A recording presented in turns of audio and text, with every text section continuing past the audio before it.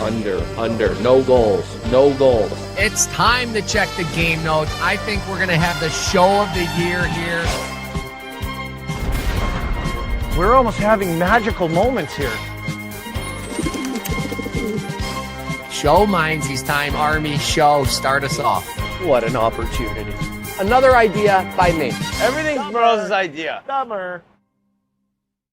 Welcome to the 2026 Game Notes Trade Deadline Extravaganza. This is probably, our third, fourth year of doing this. Always breaking news going on when we're here. You see G, we got Pasha. Armdog will be joining us here and there. But first, let me tell you about our great sponsor, DraftKings Sportsbook. It's built for the fastest game on ice. If you're following the line changes, the momentum swings, the heaters, DraftKings Sportsbook brings you even closer to the action. With player props and live betting, every shift, every shot, every save gives you options to get in on the game with the DraftKings Sportsbook. Teams are fighting for position. Rivalries are getting heated. Trades are being made. DraftKings makes every period count. Every power play matter. New customers bet $5. Your bet wins. You get $200 in bonus bets instantly. Download the DraftKings Sportsbook app today. Use code Chicklets. That's code Chicklets. Turn $5 into $200 in bonus bets if your bets wins in partnership with the DraftKings Sportsbook. The crown is yours. And boys, I don't know if you follow my social media. I'm kind of hot right now. 9-1. My last 10 plays on Twitter. We are crushing the DraftKings Sportsbook. I'm shooting over to you first, G. What's up with you? What's going on in Boston? Well, I don't think I will be, but I could very well end this show as in the doghouse as I've ever been. This is my wedding tuxedo. I'm supposed to wear this in 6 months. So my wife told me, or my fiance told me, if I dump water on this, she will fucking kill me. So we'll try not to dump any water. I don't think the Bruins are going to do anything crazy, but I would want to send it over to the guy on the other side of you. I think the Devils could be doing something crazy. I'm hoping Pasha's the guy dumping water and dumping shit on himself this year. Simone Nemec, talk. He's on the market, Pasha. I wouldn't hold your breath, man. I don't think Tom Fitzgerald has paid his cell phone bill in months. That guy has fucking just been sitting on his hands. No moves coming. I would be shocked. I think maybe smaller moves. Maybe a guy like Paul Cotter, I'm hearing. Siegenthaler's name I've heard. I would not expect a blockbuster trade. You guys asked in the morning like what my vibes are for this deadline. Like, I'm not trying to bring the vibes down as we're starting this show, but You're shelling yourself. I am. The Devils have won 3 in a row, Pasha. Come on. Oh, perfect. Now they're fucking racking up wins when I want them to be losing and get a better draft pick. That makes it worse. That makes it fucking worse.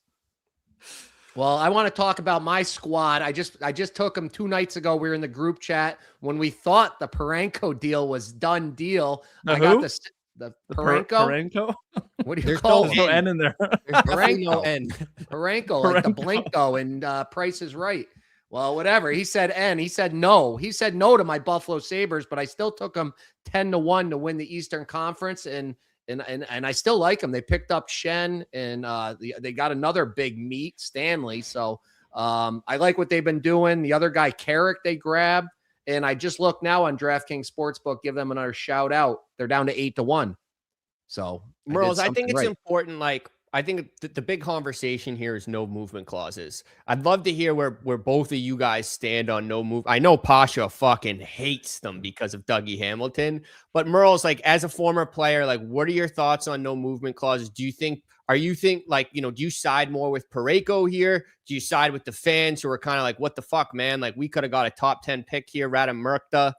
What are your overall thoughts on the no movement clauses? Yeah, first thought, I hate them. I know I was a player, and I'd obviously never got them. I'm a suitcase, but I just feel like you should always, be able to move. Like you don't own the league. It's basically like you own the league. I really like the one where you can pick a few teams, maybe a 5 to 10 game list.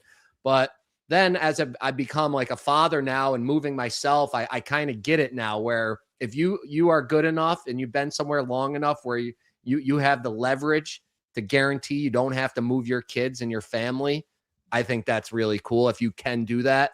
So as a fan, I hate it because I want to see these deals. I want to see teams build up like they used to in the old days. Remember those Colorado Avalanche teams used to add everybody and go for a run. But I do understand it if you've got a wife and kids that don't want to move. Posh, what do you think?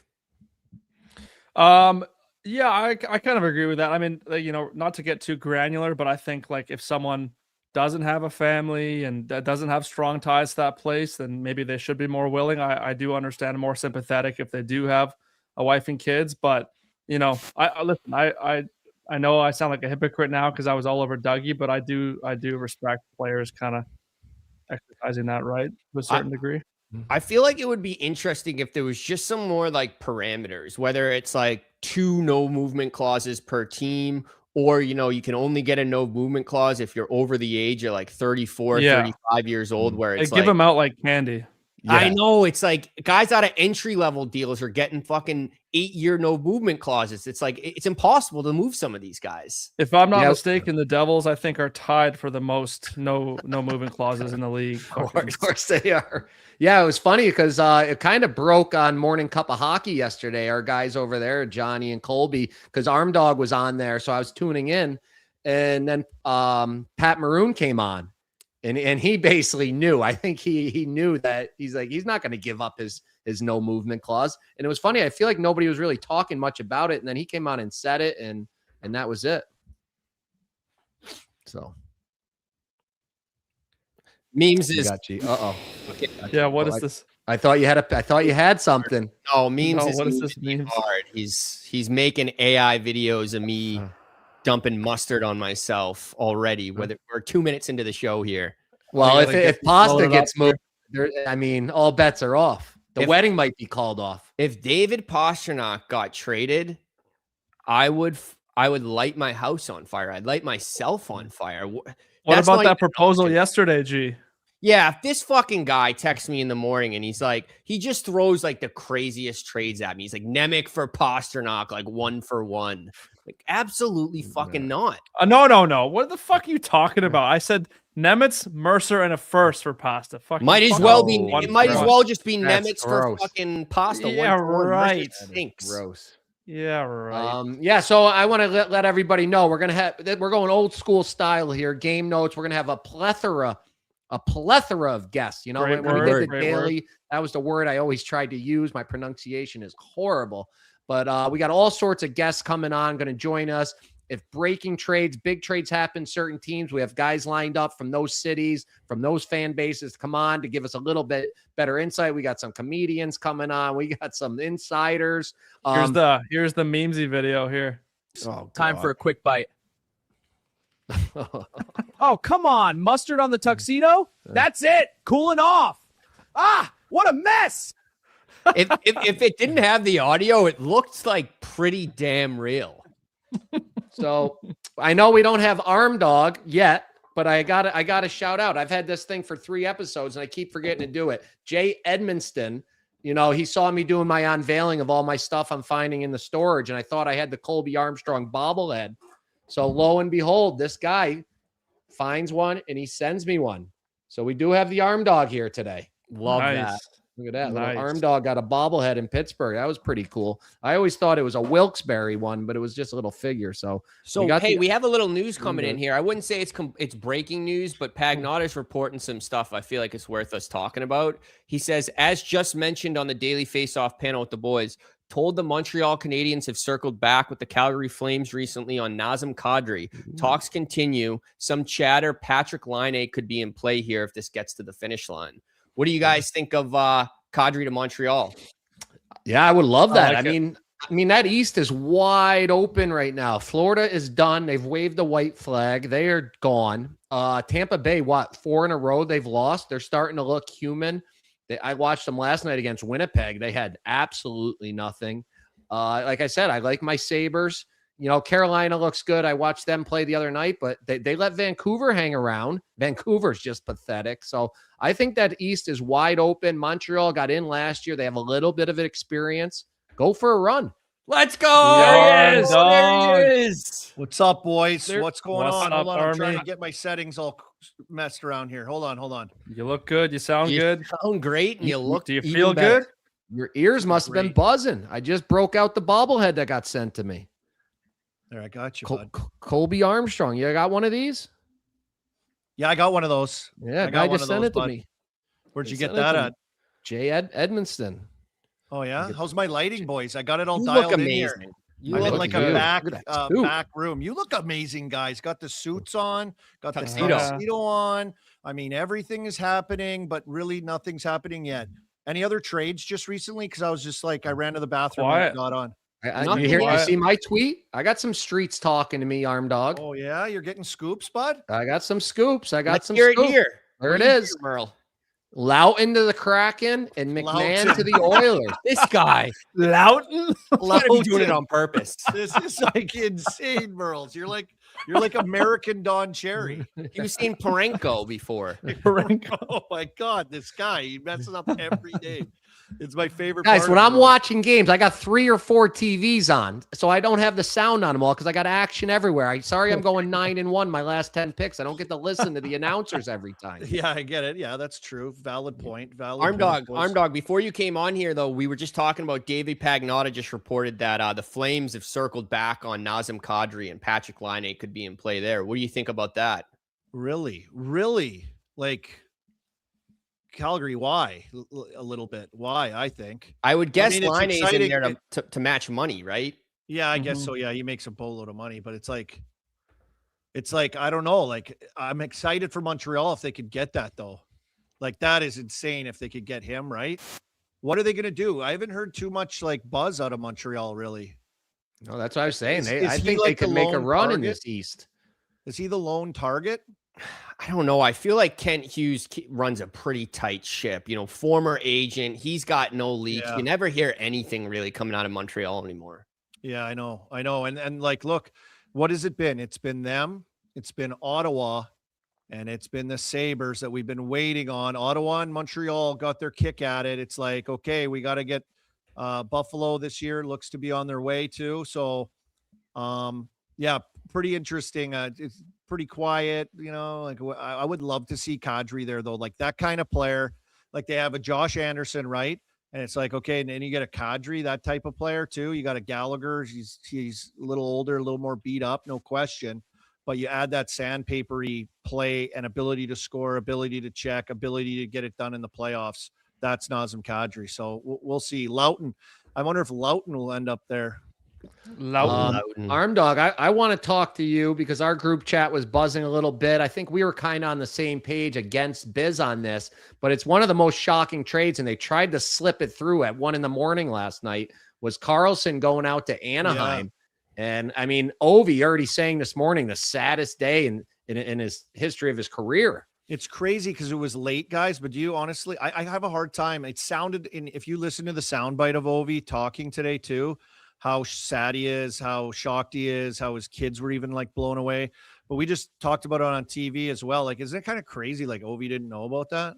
It's crazy. It's nuts. That is nuts. And what I was saying Only is like 4 everybody points thinks out. this first round pick, it's the Ducks. They're in the playoffs. It's probably going to be a 24th pick, something like that. That's not worth changing a guy that is your franchise. Basically, he's been there his whole life. He won you a cup. Now you upset your franchise. You did upset your franchise with Ovi. So let me ask you guys this, and you guys might know a little better. What happened with Backstrom? He went down. Did anything happen with him? Then he went to Sweden to play, right? He was playing over there. I think he had the really bad hip surgery. That he retired. He retired over here, and then once he didn't leave to go play there. He retired here because of his hips, and then when he got there, I think he kind of took a year off, missed the itch, and then went back in and started playing. So the same thing with him is with Oshie too, right? I believe so. Yeah. So think about that. Think about like not recoup. Think how good they've been in their regrouping stages. Like, you know, you got Strome comes in, he's been great. You know, Chikrin, they pick him up. He's been unreal. But think about what they've missed out on, you know, potentially recouping some assets for some of those guys, right? Like those guys were just gone. And, you know, you got a Stanley Cup out of them in, when was it? 2018. But it's like, it's maybe they look at that and they're like, man, those guys just kind of moved on and retired, injuries, whatever it was. And we didn't get like the proper way to like recruit maybe at the end of their careers or whatever they would have decided to do. So maybe this was their one time with their one guy that's like their marquee organizational historic defenseman for is he the number one in games played or points? I think everything. I think I Everything. saw it. Well, you say historic defenseman. I feel like we might as well bring in our next guest here, a very historic defenseman, the NHL's Iron Man, Keith Yandle. Let's bring in Yands. Maybe he has something on this too. American What up, defenseman Yands? as well. Yands, welcome to the program, buddy. How are we doing, fellas? A little bit of a slow day for you guys so far. It's seemingly a little slow for me, but we're waiting for what are we waiting for? We're waiting for Robert Thomas, potentially. Kadri. I don't know. I mean, they don't really have to, but it would be exciting if something happened with that. Kadri.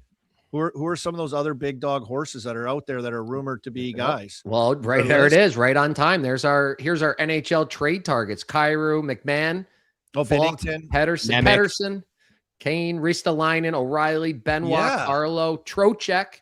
What is it? Jans, what's the proper pronunciation of your buddy, Scott Loughton? Scott Lawton, not Scott Loughton. Lawton. All right. Scott Lawton, I think, rumored to go to Seattle.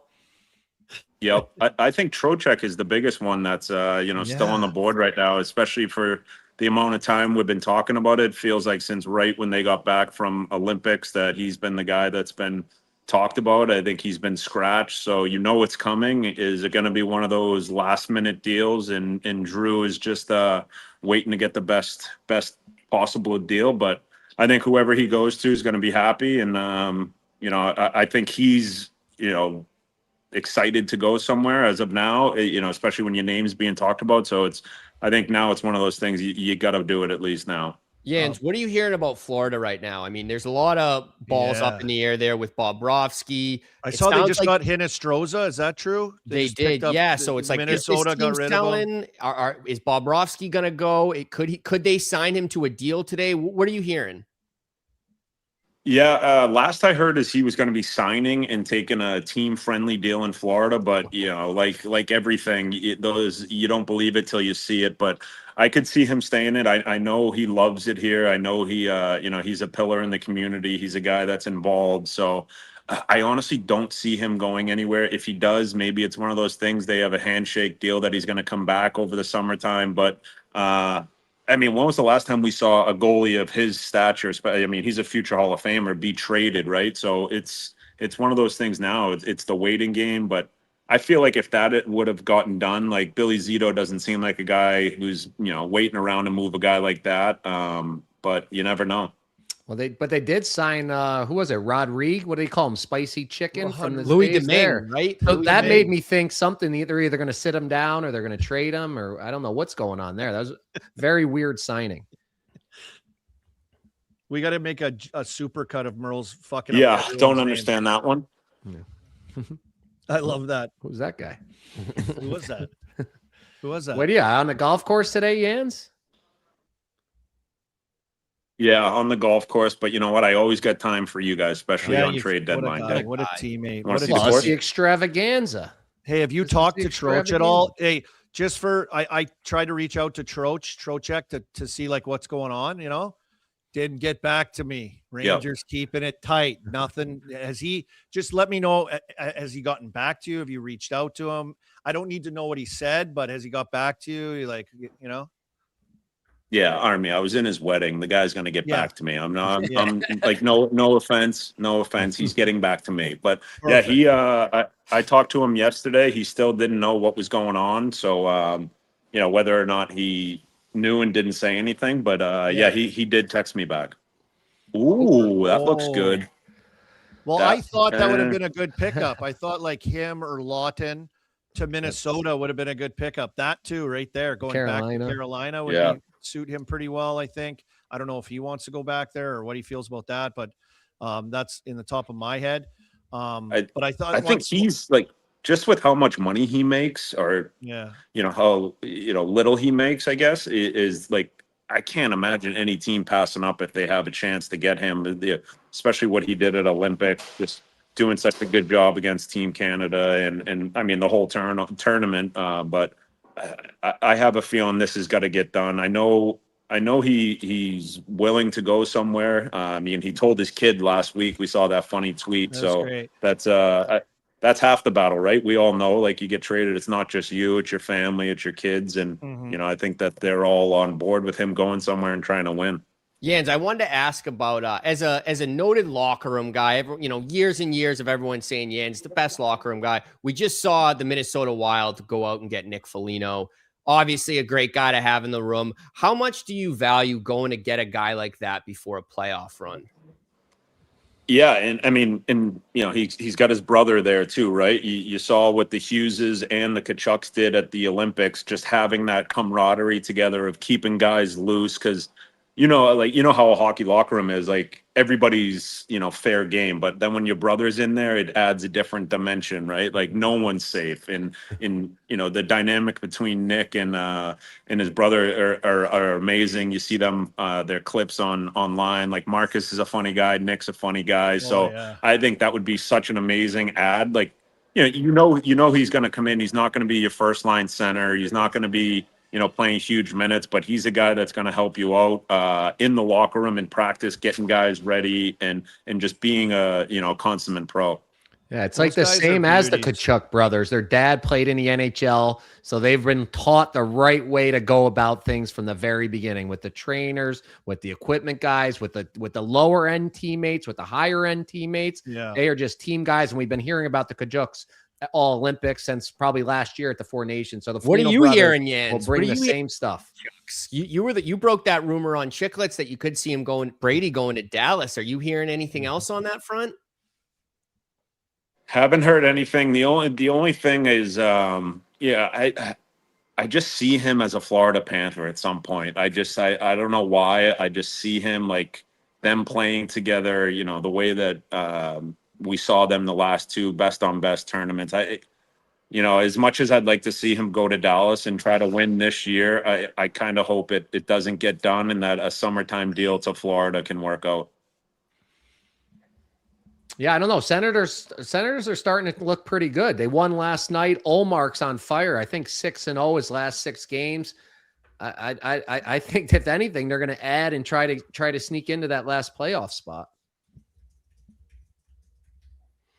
All right, Yans, we don't need too much from you. Yeah, why here. not, right? Like with the East being so open. This is the year to go for it. It's wide open. All right, boys. Yans. I don't know, boys. Like, do we talk Wide about open. how? Yep. Yeah. Thanks, Yans. Appreciate it. Hit him straight, buddy. Yeah. That's Yans. The I total live from the beauty, Grove. I had to be the Grove, right? Little That'd delay be- there. Imagine if Michael happened to walk by first. Well, there no, on the his game notes. guy's winning all those races right now. Would've been He's like a nice. race car like legend all of a sudden. This guy's won like 3 in a row, I think. Is that right? Michael Jordan's guy? I don't know the guy's name. I don't follow it. He's winning everything. He wins everything, whatever he does. Everything he touches, he wins. It's unbelievable. Hey, Tampa Bay. Tampa Bay is unbelievable. Like, we don't talk about Tampa Bay enough. People don't talk about how good they are enough. If you watch them play, though, they're really good. Any question marks with them getting through some health stuff with Point, Hedman, McDonough? They've had some guys' names like coming out in like Gonsalves and some of these guys that like Dastu and guys that have like stepped up and are really good players for them. JJ Moser's been really good for them and really underrated. Do they get enough? I don't think they get enough credit for really, if you watch them play, how good they really are. Like they're a very, very good team. Yeah, they're good, but they've lost the last 4 games in a row. And I watched them last night against your old Winnipeg Jets. And they didn't look great, but they did just make the move, right? They got Corey Perry to come from LA. So, where Corey Perry always ends up. He ends up in the Stanley Cup Finals one way or the other. And when they made that deal, I was starting to worry a little bit about my Sabres Eastern Conference Championship pick. Yep. Merles, I believe you have a guest here in the back. Oh, did I get one? Did we His hook name- a fish? It looks like his name is the #1 player from Syracuse. Let's bring him in right now. Wow. Robbie Schremp. Robbie Schremp. There he is. What's up, fellas? Well, Shrimpy, how you doing, bud? How you feeling on a day like today? Always paying wild. attention on this one, hey? It's wild. You boys look dapper. Look at you guys cleaning up nice. hey, we're real insiders here. This isn't the Rumor Boys show. This is the Game Notes guys you work Extravaganza. with? Any guys you work with? Any rumors? Any buzz? You talking to any of your clients? I don't have any inside scoop, boys. I don't have any dirt for you, unfortunately. Damn it. What do you need? I'll go get No, it. it's just were you ever trading in your career? Were you mostly on the waiver wire pickup and it's very similar. So what kind of stuff did you go through to tell the listeners out there what it's like being moved teams in the NHL? Yeah, I was a waiver guy twice. So there was actually the time with the Islanders, I was put on waivers, picked up by Atlanta. My agent at the time, Pat Morris, let me know 2 weeks ahead that they were looking to move me. And if there wasn't a trade piece, then I'd be going on the waiver wire. So it's a little nerve wracking. It's obviously unsettling, but it's part of the business, but it still sucks. Like for the next 14 days, I'm like on eggshells. Like, okay, what's going to happen? Where am I going? Obviously going to be uprooted either way, or I'm going down to the minors, which is even worse. Like we've all been there. There goes the steak and lobster on the plane, and we're going back to soggy subs on the bus. It was tough, but yeah, it's tricky. It's unsettling too, right? Because the whole dynamic's going to change, and guys you become really close with are going to be moving on. You never know what's going to happen. The trade deadline's such a kind of it's a weird place. Do you remember any big deals, like even in the minors, like anyone getting moved out at the deadline as a part of a deal or anything? Does anything pop out at you in your time, buddy? For me, it was when we got Robert Nielsen, and it was the New York Islanders trade with the Oilers. I think it was a Ryan Smith deal. We got Robert Nielsen, and for me, we were in Wilkes-Barre together, which was great. It gave me a line mate down there. But yeah, Smitty getting moved was that was big news, and that was for the Oilers organization. He was like the heart and soul. So it was crazy to see him move, and it kind of, just as a young guy, made you realize like any piece is movable, because Smitty was the face of the franchise. It was him and Hemmer really for those times. But that was probably the biggest one in my time in the show. Fuck, Hemsky was sick, hey? Hemsky was so sick, man. Dude, he was like he was injured. He was nasty. Like probably one of the most skilled guys I've ever played and been on the ice with. But with Hemmer, like he was very what's the right word? Like he only trusted a few people. And when I'm saying that, I mean that on the ice. So when he was out on the ice, he would only pass it to Sheldon Surrey or Ryan Smith. And if you weren't one of those two guys, really, he would take the puck and he would hold it until one of those two guys would get open. That being said, it's the National Hockey League, and like that's not easy to do. Yeah. You know what I'm saying? Like, that's what I do in beer league on Monday nights. Like I can't pass to him. Nope, not him either. Yeah, exactly. Oh, Hemmer was sick, but yeah, that's that was fun to watch. And any trades today just like that we've got so far, like Nick Waugh to Colorado, some of these, any one of them jump out at you, Schrempy, like just like of impact and fit, even some of the work maybe Minnesota's done, even the Corey Perry to Tampa as well, like just that veteran guy, good around the net, like his skill set where he fits in, Yeah, I'm really surprised by the values and what kind of returns guys are getting. First round picks seem to be just being chucked around, which is interesting. And that being said, with Pear's moving, I thought he invoked his his non-movement. That's what I saw. I guess I missed my phone down for 2 minutes, and Elliot Friedman got it right 2 minutes later. So I think Pear's really liked Tampa, so I know he'll go back to a place where he was very comfortable. I mean, they, a little bit of a redemption tour there because he just fell short in the Cup. I think he'll fit there well, but Pear's is a great piece. It's interesting. Waugh's a great pickup. I think he's very versatile, adds a ton of depth. I think the Foligno brothers are back together, is if I'm reading this correctly. So Yep. Families are going nuts. We got a little brotherly love there in Minnesota. And I know that those two do a lot of things off ice together as far as like charity and raising awareness for certain things. So it'd be pretty good for that community to have those guys there and doing stuff.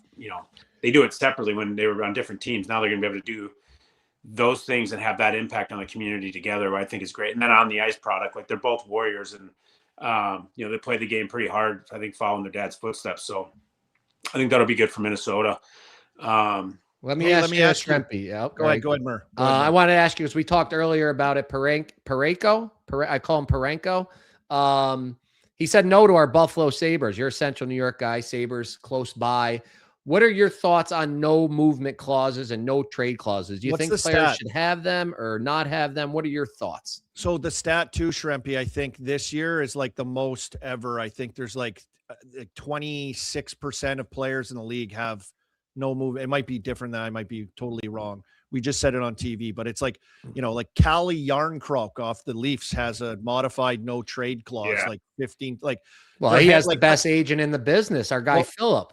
But guys like us, we never would ever get those. You just sign, and now it's more negotiated in for other guys as well. Maybe take a little less, get another year, get a little protection as well. Do you where are you on that? It's good for players, but it can also be, tough on players as well, like something we just saw with Parayko. Yeah, I think it's interesting because from our era to now, it's like now's era has so much more, right? They get so many things that you're like, you get like guys getting deals.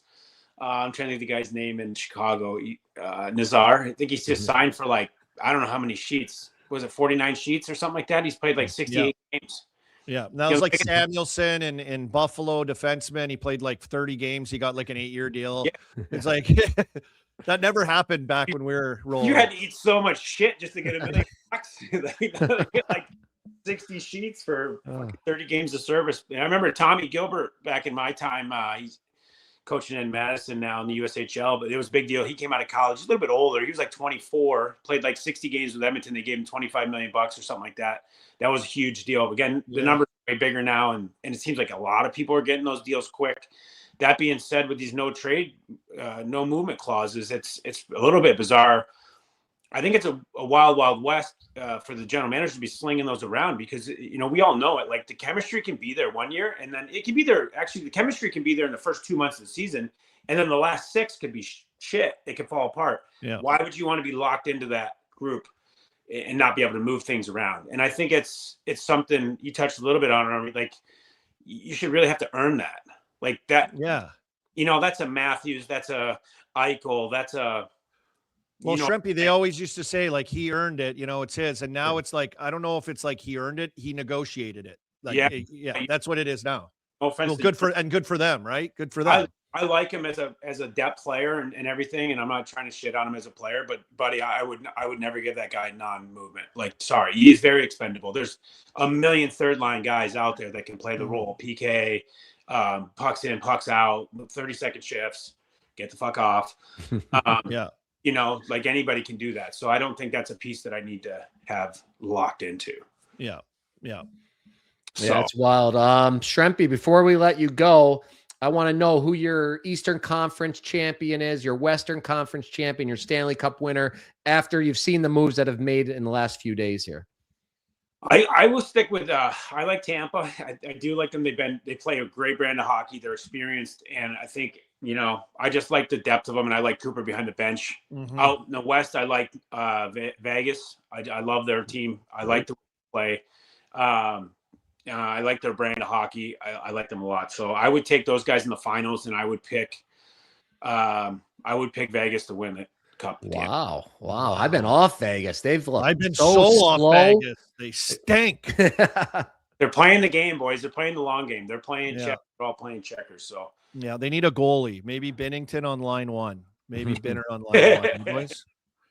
Yeah, I mean, they can get through their West. I can see that. Got to beat Edmonton. Will be tough, of course. And that Central, though, whoever comes out of that Central, I don't like that matchup for Vegas. That speed of any of 3 of those teams against Vegas is going to be a nightmare. But yeah, that's interesting. We'll see. They are big, but last year they looked so slow in the playoffs. Yeah, maybe banged up. But the Edmonton's, I love them, but man, they can drive you nuts. Like there's just too much goals. There's just too much in those 2 guys, and they're amazing. They're sick. Yeah, they're entertaining though. Like I'll give them that. Every those time. Runs, and you get those 2-headed monsters in the playoffs. Like anything can happen with those guys. Like they can even overcome goaltending probably. Like that's how good they are.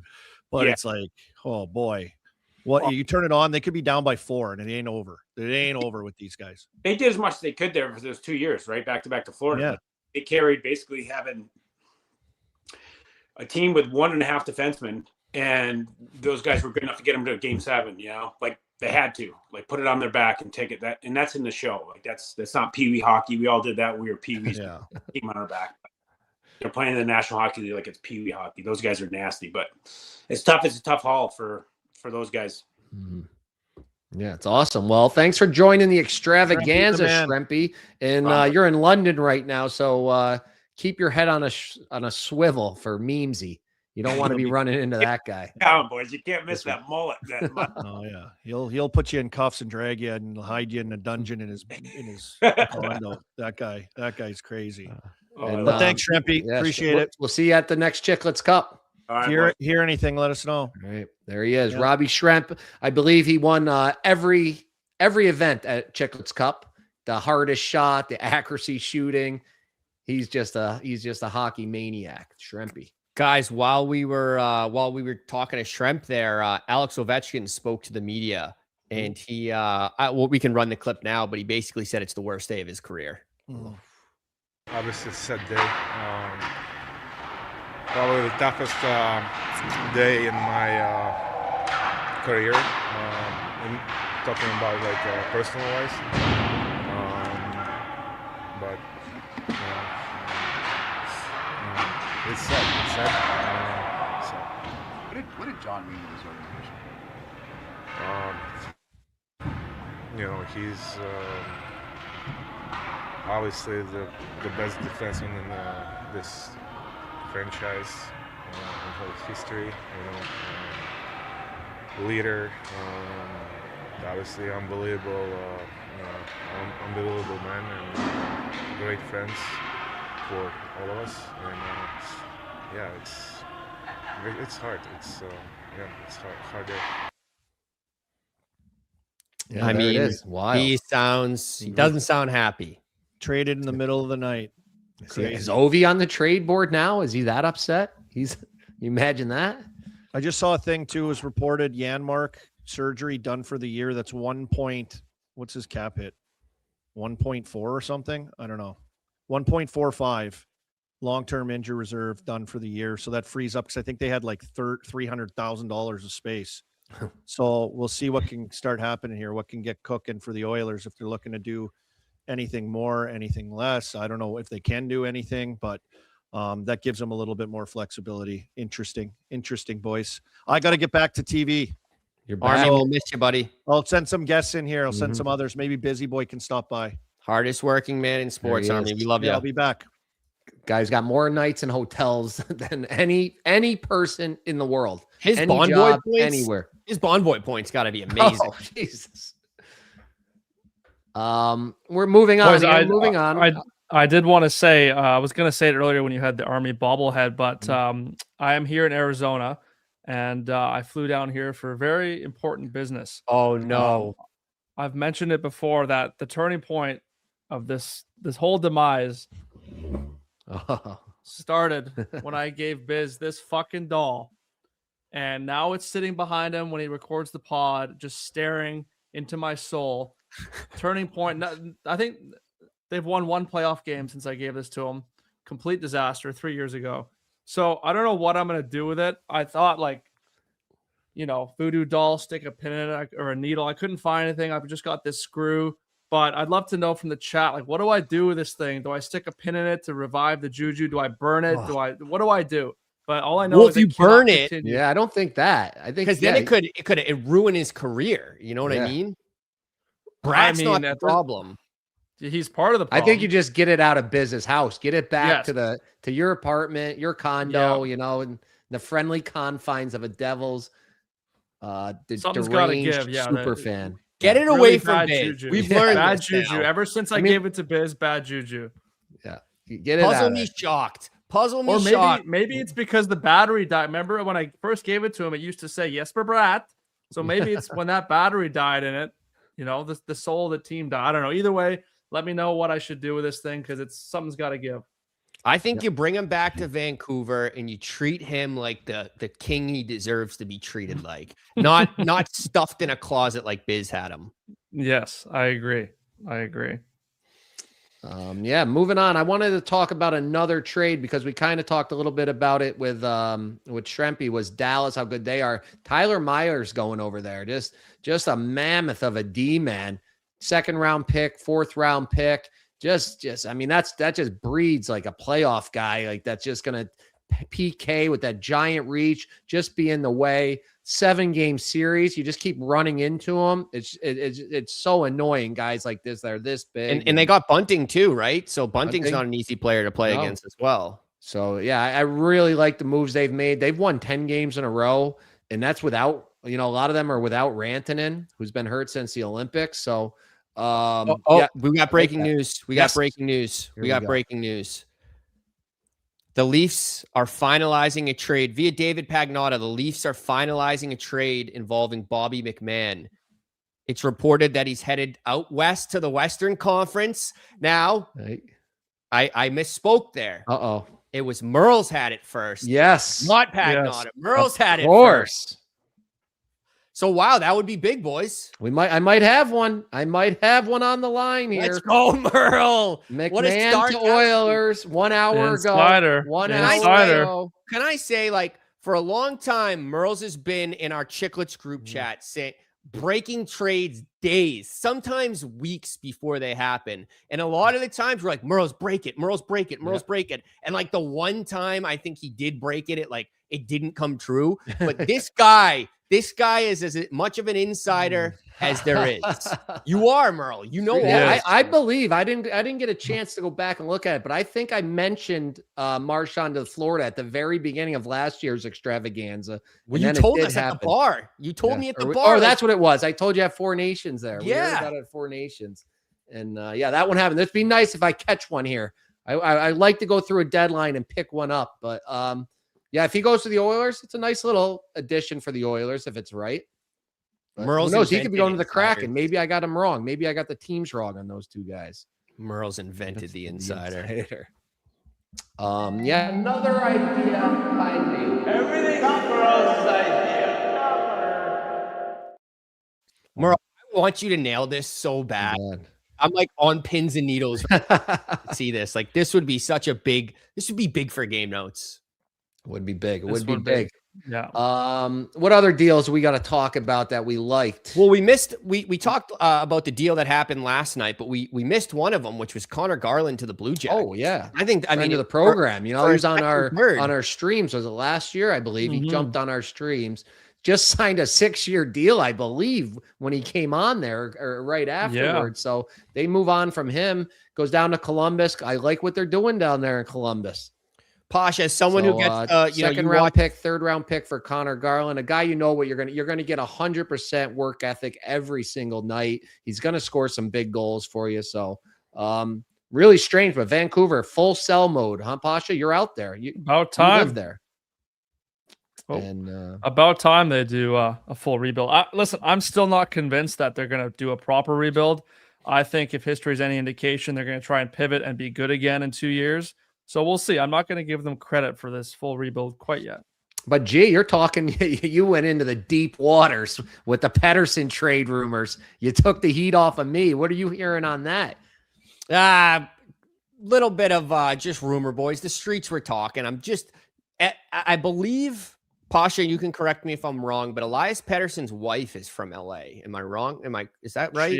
She is from LA. So I don't know, it just wouldn't surprise me. I think I don't necessarily know if the Quentin Byfield and the LA Kings has necessarily worked out. It may be time for a change of scenery for him as well. But like Pettersson's play since the Olympic break is just like it's been awful. He went like 4 games without a shot on net. Like this guy, he got a couple points the other night. He did. He had 2 assists the other night, but still, it's like this guy is just not the player he used to be. And I think that like Vancouver not retaining any money they're never going to move him. So if Vancouver can retain money, I mean, they could get him for 7-8 million. I think that would be a great ad for LA. And they have a ton of money coming off the books with Kopitar. And now they've traded Perry. So I don't know. I think it could happen. Yeah. Boys, we've got sorry to cut you off. We've got a special guest here via the Arm Dog. Oh, does he got breaking? Oh, Eager. He's like this suit. I got one of them. Yeah. Well, I don't fit in any of the ones that I used to have. So all I have is a coat. No, it looks good on you. Yeah. But I just got this last year. That's the only reason it fits. So not getting to the gym as much as I would like. But what's going on? How you like going up to Sportsnet today? Well, I was a bit of a late addition. Got the call 2 days ago, so had to go to the bottom of the either the funeral or wedding bag of suits, and I grabbed, I think, my funeral one today and made my way here. Steger, you got any good trade deadline stories? I feel like, there's got to be some on deadline day where either you thought you were getting dealt or one of your buddies thought they were getting dealt. Looks like Pasha's got some breaking news. Just before you hop in there, Steger, Frank Saravalli says the Avalanche and Leafs are engaged in Bobby McMahon. So that could be a little curveball there. Settle down, Is Frank. happen on this trade deadline? Like, I would have been a big name at this one right now. I mean, fuck. Yeah, like going back, like thinking like, the one that kind of rattled me a little bit was the one when I was playing in the minors, playing good with Providence, thought I was on my way to the NHL. I'm on a bus ride to Manchester, and I get called up to the front of the bus because a couple of right wingers got hurt, and Scott Gordon tells me you're getting traded. Man, I remember 2 weeks prior, though, I was in a bar in Norfolk, Virginia, and I was with David Kretschy. I'm like, man, if there's one team I don't want to get traded to, it's the Hawks, because they had all the prospects, right? And I remember when Scott Gordon, I'm like, where'd I get traded to? He slides me a piece of paper. It says Chicago. I'm like, shit. I'm never making the NHL, like that was like my first trade, obviously at professional hockey. And then, I mean, shit, I got traded a lot, right? Like they were asking me on the panel today about it and I forgot about them all. So I think for me, like I've always said it, when you're on the trading block, it's always kind of like the phase of your career. I remember when I was young, I'm like, whatever, as long as I get an opportunity. Middle of the career, it's like, I want to win and make money too. Like you want to make money and you want to find an opportunity to win. And I was great. Like I won young. So at that point too, I'm like, I want to try to ring the bell a little bit too. And at the latter half of your year, you're kind of just hoping that you get put in a good spot with what played. So it's each phase is different. I mean, you would have had a no movement clause right off the bat. Like nowadays, like these guys all have no movement clauses. It's kind of crazy, no? Yeah, it's nuts about all the no movement. I had a 20 team no trade list on my second deal. The one that the Florida Panthers sent me back to the Hawks on, and then Carolina. I believe that was the deal where I went to Carolina too, and LA, because they were actually on it. But at the end of the day, I wasn't anyone big enough. If they would have came to me and said, you're getting traded to here, I would have been like, all right, let's go. It wasn't like I was a Parayko or any of these top guys that could actually buckle down and hold to it. But yeah, what does it say today? 37% of the league now has it. Yeah, the Army just came on with that stat. Yeah. So how did that come about that you got it? Is that something you really looked for? Your agent said, I can get you this. Why not put it in there? Yeah, I'm not going to lie. It was my second big deal, like the bigger one that I got. And I just kind of looked at places, A, for taxes. That was the first thing I looked at. And then B, places that I thought I'd like to play. And so we kind of pushed for it because during the negotiation, I was going to take a little bit less to stay in Florida based on the taxes and then based on, sticking around that situation and hopefully helping it. So they gave the no movement clause based off that. And then, like I said, it wasn't a full team. It might've been 15 teams. I can't remember, something along the line, but I remember when I was going through it, I was doing the no movement teams with my best buddies. And we're like, hey, where would be somewhere cool to play or nice? And I'm like, yeah. And I'm like, figure out about the best place for taxes and everything. So we picked all those teams. I didn't even know what I was picking. Like, yeah, I wonder about that because I heard a crazy thing the other day. They're talking more about the NFL and how players are picking spots on how far the travel is from, say, the practice rink to a big city. So they're saying the Jets are always bad because they're so far from New York City that players don't want to go there because it's further from New York City. And then when they do go out, they're getting home, they're tired. It takes so much more out of them. So it just keeps making them bad and stuff. Were you thinking about that? Like, oh, that's a good city to go out in, or that practice rink is nice, or the commute is easier, stuff like that? I'm not going to lie. I remember when I was thinking about it, I was like, I'd like to play at home. So I picked Calgary. I put them on, right? Or Edmonton, close to home for family. I thought of, if I get traded, where else would, essentially would your money go the furthest with taxes? That was another piece. And then what other place would you like to live? So that's I think back, and it was immature to think that way, but that's just how I thought, being honest with you. I wasn't thinking about travel to the practice facility or anything like that. I was just thinking about, I'd love to play at home. I'd love to go back to Chicago if I got a chance. And then if I can't go back to a place I want, where would honestly taxes, where would your money go the furthest?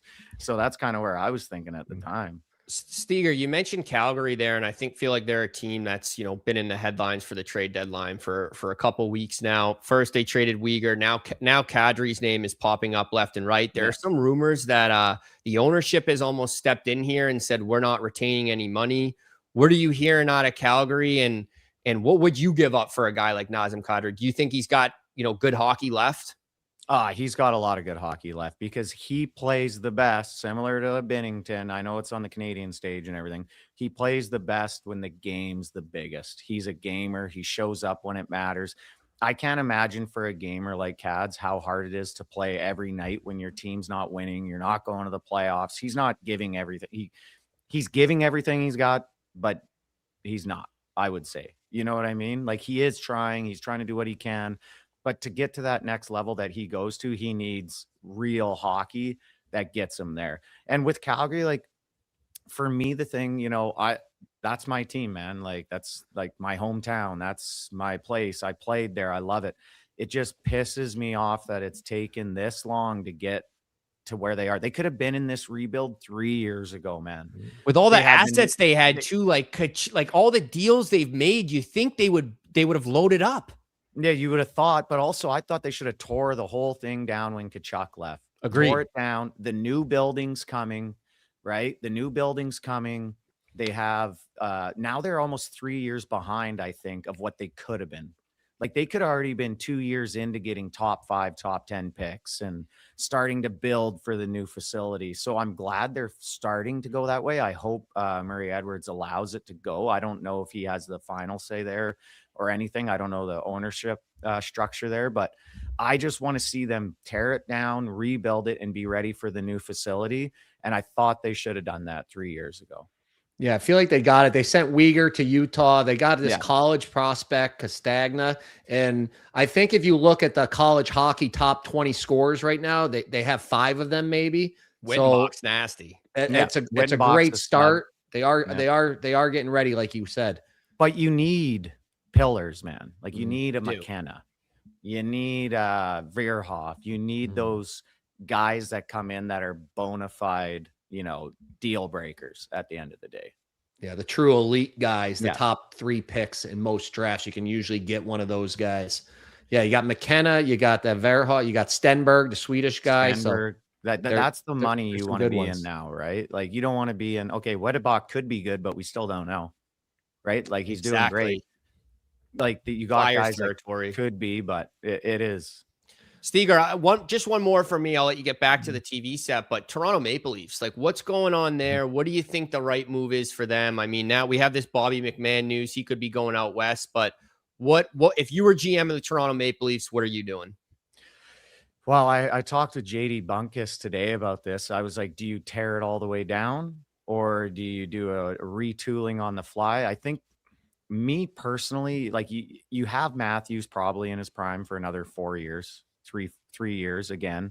Nylander similar, 2 to 4 years, somewhere in there. They're getting into their 30s now, right? This is kind of like where they're at. So if you want to use that window to retool and see what you can do in the next 2 to 3 years, then you got to go to that way.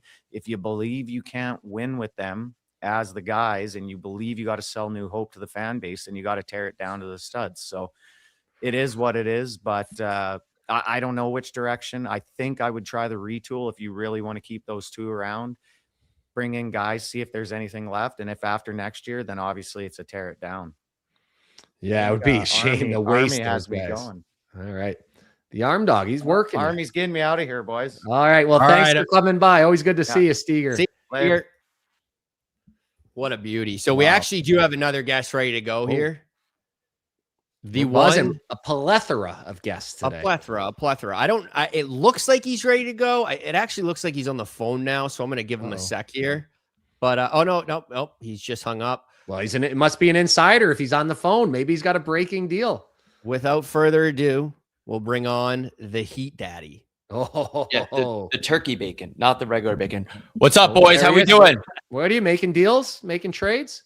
Boys, I am hearing a lot of news around the Boston Bruins. Brian Giunta Lee Stepniak are in play. My only concern is I just don't know if Gianta has the wheels to beat out Arvidsson for that top 6 position. That's all I got. I love the picture behind you. Well, as a guy who played with I didn't Brayden even know that was there. I Schenn in completely Utah, forgot. Daddy, I will tell you, Brian always had the legs. He still has the legs, and he got them from playing. Breaking news. We got break. soccer. Oh, Pasha Friedman.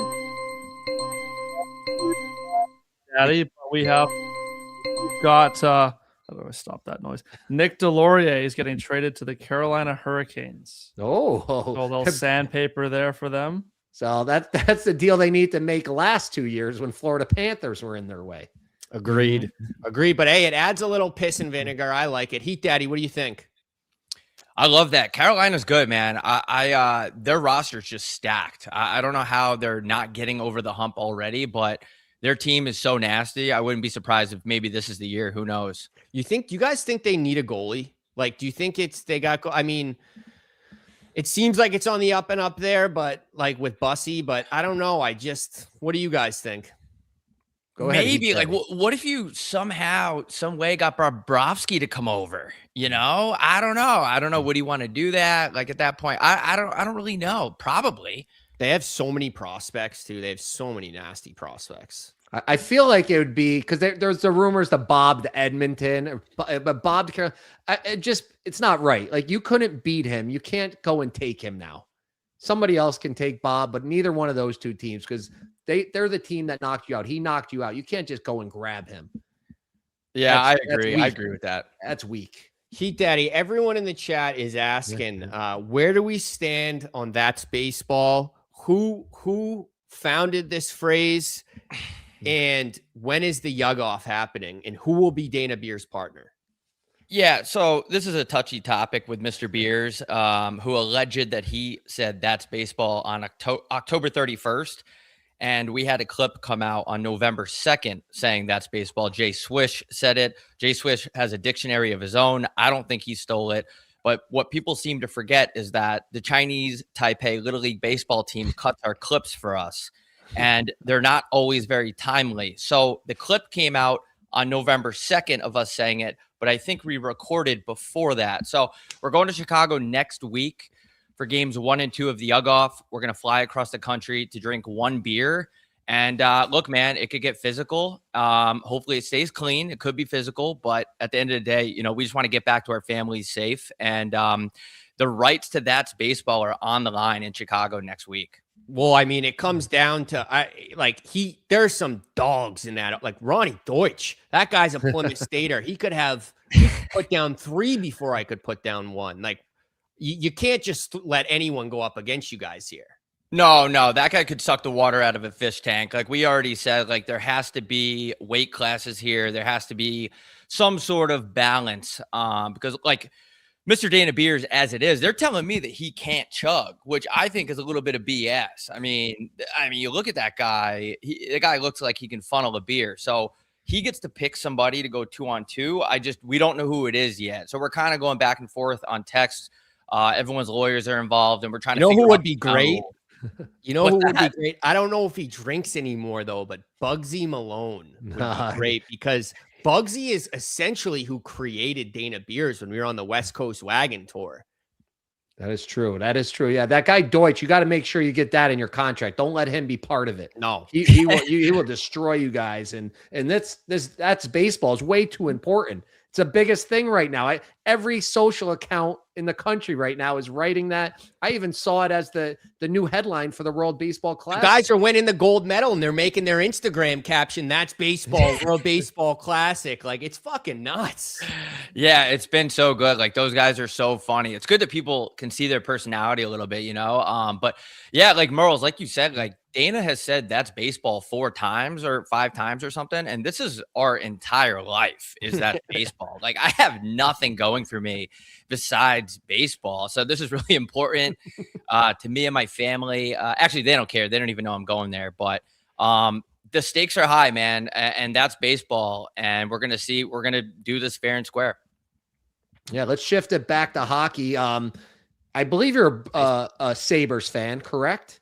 I am a massive Sabres fan. Yeah, it's incredible what's going on with them. Yeah, what do you think of their moves, and what do you think of me having them at 10-1 to win the Eastern Conference? I love that, Merles. When we had a live show in Buffalo, and we almost actually, our audience almost incited a riot at Kevin Adams' house. And we had to tell them, like, one kid's like, I have his address. We're all going there after the show. So we had to tell people to not do that. And ever since then, I don't want to take all the credit, or we take the credit for Buffalo's turnaround, but to see what they've done, it's unbelievable. I mean, the community, like, crime is down, homelessness is down. The economy is thriving everywhere. Just in Buffalo, the rest of the S&P 500 is a nightmare right now, but Buffalo's great. I feel I'm so happy for the people, Merles. Like, it's been, 14, 15, 20 years since they've been able to do this. And hopefully they stay strong the rest of the season and they get in there for good. And I'm pumped. I've been saying that if that first round of playoffs, the city's going to run out of beer that first weekend. And I know I'm going. I may just be going alone. So I want to invite you to join me out there. I know that would Timmy be Conley. I got him committed to do that weekend out there. Maybe you can get your boy Ennis to fly over. And we got to just turn that city upside down opening round. 100% invitation accepted. Like I said, I have no schedule. I have nothing going on. I do have a dentist appointment I might have to get to, but I could change that. But we're coming, dude. We wanted to go anyway. We're like, get us to Buffalo. I mean, I can't wait to be in the Key Bump Center and just get crazy in there. Heatdaddy, before we let you go, two things. One, can we get a commitment from you and Schmaltzy to put a team in the next Chicklets Cup to compete with Biz and the boys? That's one. And two, Home by 3 is buzzing right now. I've been texting you guys all the time about it. I love what you guys are doing. Promote what you guys got coming down the line, because like all the YouTube videos, all the streams, I think everything you're doing is awesome right now. Thank you, man. I appreciate that. Yeah, it's been really fun. First of all, the Chicklets Cup, absolutely, without a doubt, would love to be a part of that. And then coming up next, we got a live show in Philadelphia on April 24th, and then New York City, or 23rd, and then New York City 2 days after that. So we got a couple live shows. Hold on, let me just put Spectre back up there. Hold on. I went to one of Heatdaddy and Schmaltz's live show, Merle's in New York City. You remember that? And the girl in the back was like, "You're racist, you piece of shit," and she stormed out. Yeah, she heckled me. And first of all, I was only saying, the only thing I said was that when I drink Budweiser, I get very concerned about the border. And that's it. I said concerned. I didn't say I was. You didn't say which way, what you're concerned for. No, not at all. And she didn't like that, but that's baseball, right? You can't please everybody. Baseball. I'm not reading the chat right now, but I'm sure a lot of people are saying vicious things about me. But anyway, yeah, man, we got those two shows coming up. And then other than that, just streaming and, a couple times a week. And yeah, man, just trying to do a lot of reporting on what Elliot Friedman's doing. I love to just report on what he's doing. I love that. I love that. I've been following you guys. You guys make me chuckle. How did the Home by 3 name come about? Tell the people that. Oh, man, we were in a massive legal battle with a company. We can't say the name of the company, but it rhymes with Schmocky Night and Schmanada, and we couldn't use Hockey Night In. So we were just like for hours and hours, like multiple days in a row, shooting names back and forth. And Swish always says, go for 1, stay for 2, Home by 3, but that's too long. And he just blurted it out. We're sitting in our headquarters, which is whatever coffee shop we could find or apartment complex. And he just goes, Home by 3. What about just that? And we're like, that's gotta be it. Yeah, it was a lot of brainstorming. We were planning on going down to Costa Rica, doing some ayahuasca to figure it out. But luckily, before we booked that trip, Small T just blurted it out. Like, he's a very creative guy. So yeah, it's a great name, and we're glad people like it. Well, you guys are fucking killing it. And it's been awesome to watch, man. Yeah. Thanks, man. You guys too. Congrats on all the success, and I will see you guys in Buffalo. Hopefully, see you there. Kid. Or keep that chin tucked, buddy. There he is. These guys. I'm telling you guys, if you're out there, follow these guys. Watch their old YouTube videos too. They go on the ice. They did the best one ice was the real estate. They go to that mansion. Oh, that was so funny. I don't know how they come up with their stuff. They're awesome. Couple waiver updates for you boys. Okay, Canucks claim Curtis Douglas. The Panthers claim Cole Reinhardt, so that should really make things confusing for the commentators and the fans every time Reinhardt gets a point or something.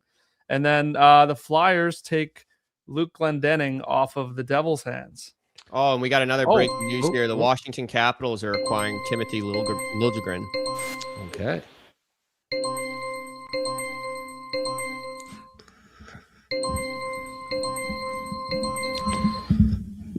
There it is. So that's a replacement for John Carlson. Yeah, I mean, I guess so. What do you guys think of that? I mean, I still think the Carlson thing is, we didn't really touch on it too much, but it hasn't been reported, but people are saying it's Alexander Ovechkin's last year. I can't imagine he goes and plays another one, at least in the NHL after this. And for them to trade Carlson, to trade a guy like Nick Dowd, who it seemed like the Capitals locker room was pretty upset about, it really just doesn't make sense to me. You would think you'd have to sign off on like selling, you know what I mean? Like if he was like, no, like let's go for it. Like it's crazy that they wouldn't listen to that. So yeah, I agree. Well, Merles, we have another guest here ready to join, and I think you guys might have an announcement about an upcoming Chasing Pucks. Oh, welcome in, Elliot. Mr. Ice, Mr. Ice. What's up? How we doing, guys? What's up, Ice? I'm doing good. I'm watching you guys perform today, doing a great job as usual.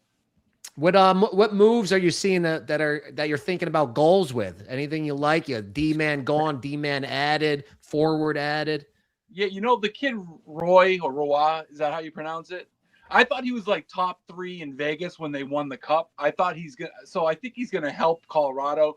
Not that they need much help. How can Colorado lose? I bet him a little bit. I'm not a huge Colorado guy, but I watched them the other night. Their defensemen are so big, so fast, and they can score. I mean, I know they play with Dallas and Minnesota. That's obviously an impossible division, but Minnesota and Dallas will kill each other, and then Colorado will, play the next. But I don't know how Colorado lose. Plus 330 on DraftKings last night. I put a little bit on it to win the cup. And I didn't want to do it, but I watched a game the other night, and I was just like, I don't know, this team's pretty good. And then they picked up that kid, so they're going to be tough, I think. Yeah, what do you think about the Bruins right now? I mean, you're obviously a Boston guy. Personally, I would like them to stand pat. I just hate the idea of mortgaging everything that you've built over the last year or two in terms of prospects and picks. Yeah. But there are some rumors they're in on Trocheck. They were reportedly in on Robert Thomas.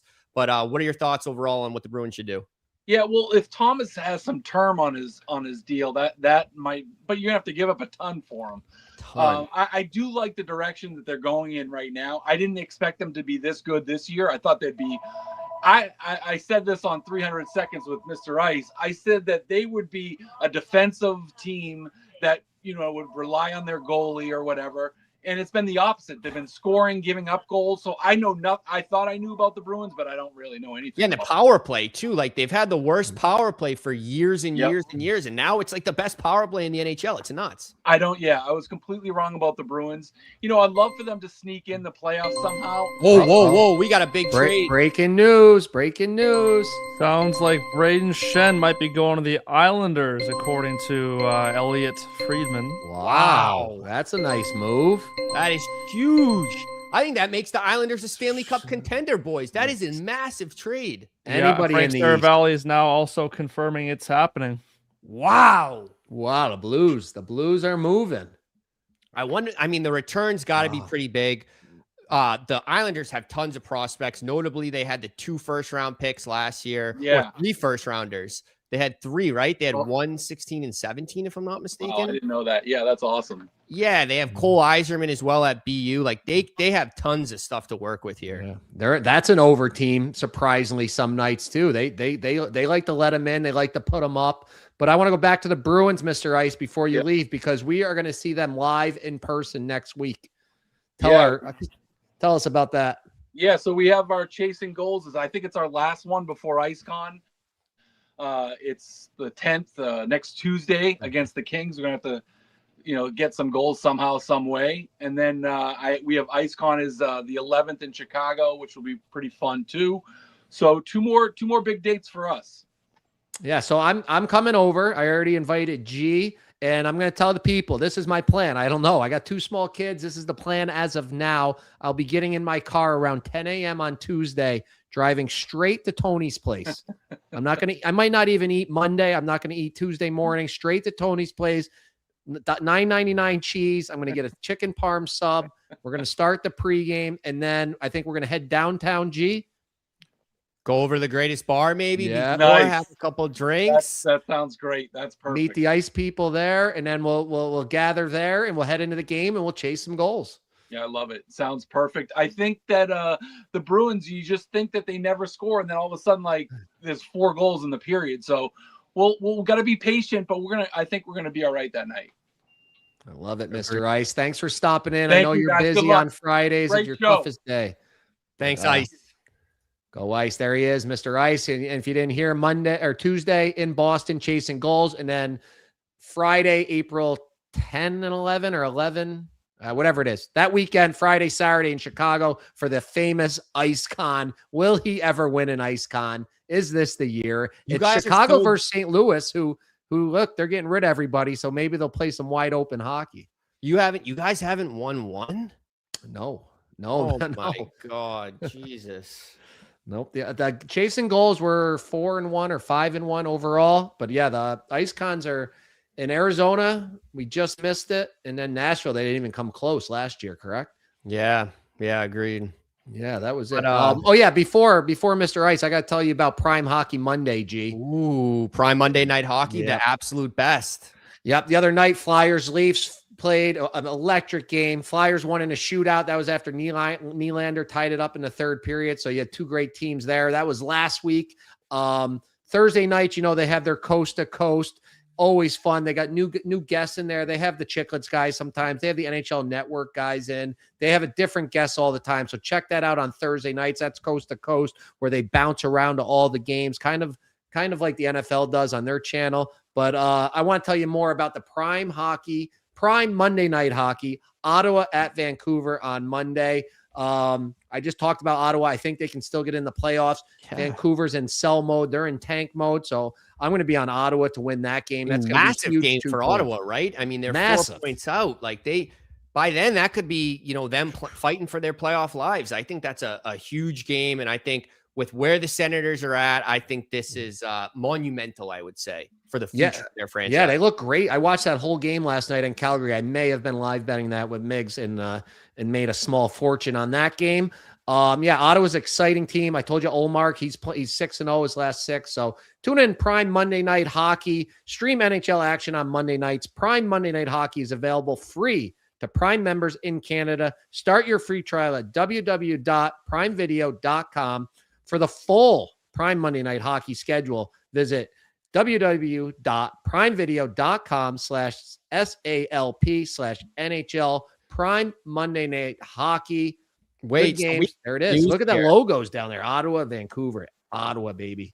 So Brayden Schenn has a no move clause. So he hasn't agreed to this trade yet. Here we go again. We go again. I saw earlier Elliot Friedman was saying that a lot of people around the league are not happy that these trades are being leaked before guys waive. So I wonder, again, this is another one. Whether he'll say yes or no, but I wonder, is there a mole in the NHL Central Registry this year? I feel like all these must be coming from the same place because, all of a sudden, all these pre-waive trades are getting leaked. I don't know. It's fishy. Agents or there's a mole at NHL Central Registry. I don't know. I mean, this is wild. This could be crazy. I mean, I'm just making sure it's not me. Orders. See, I should have checked my phone. I had it. Schenn to the Islanders is done.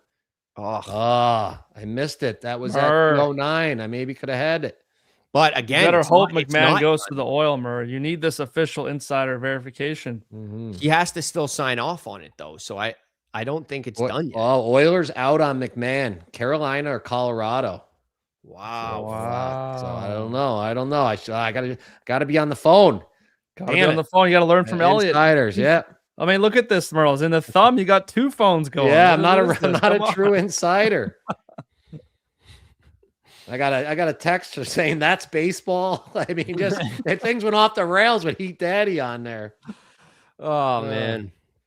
I got another one. Kyrou will not be a Blue. Wow, I don't know about Is that a one. legit source? You do have Blues sources. Yeah, no, that's not a legit Blues source, but I've gotten tips from this guy before, but it's not. It's not the real Blues. I think that would be a great move. See this? Simone Nemitz perhaps going the other way for Kyrou. Ooh, perhaps. That's the kind of player they'd have to get back is one of these elite wingers. So, wow. Yeah, Heatdaddy threw me off there. Could have had one.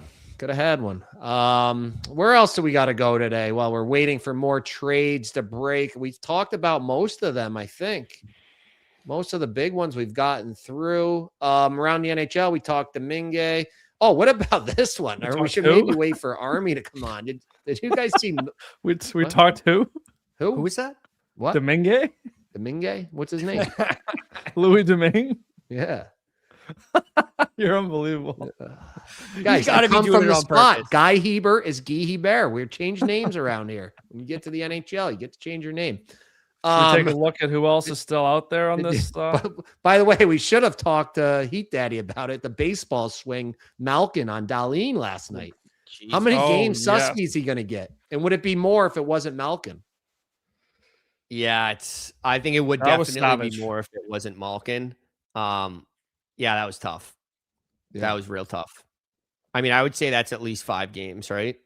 At least 5 games. I would have said 10 if it wasn't a guy like Malkin. I feel like they're going to give him the benefit of doubt, especially with Sidney out. But that's just we've got some movement here. Speaking of the Penguins, Detroit has traded Elmer Soderblom to the Penguins for a 3rd-round pick. I think he's the big 6'6" forward. Yeah. I'm wondering, he showed some promise in some games I've watched before. Yeah, I thought so too. I'm surprised they gave him up for a 3rd. He's 6'8". Oh my God. 6'8". Jesus Christ.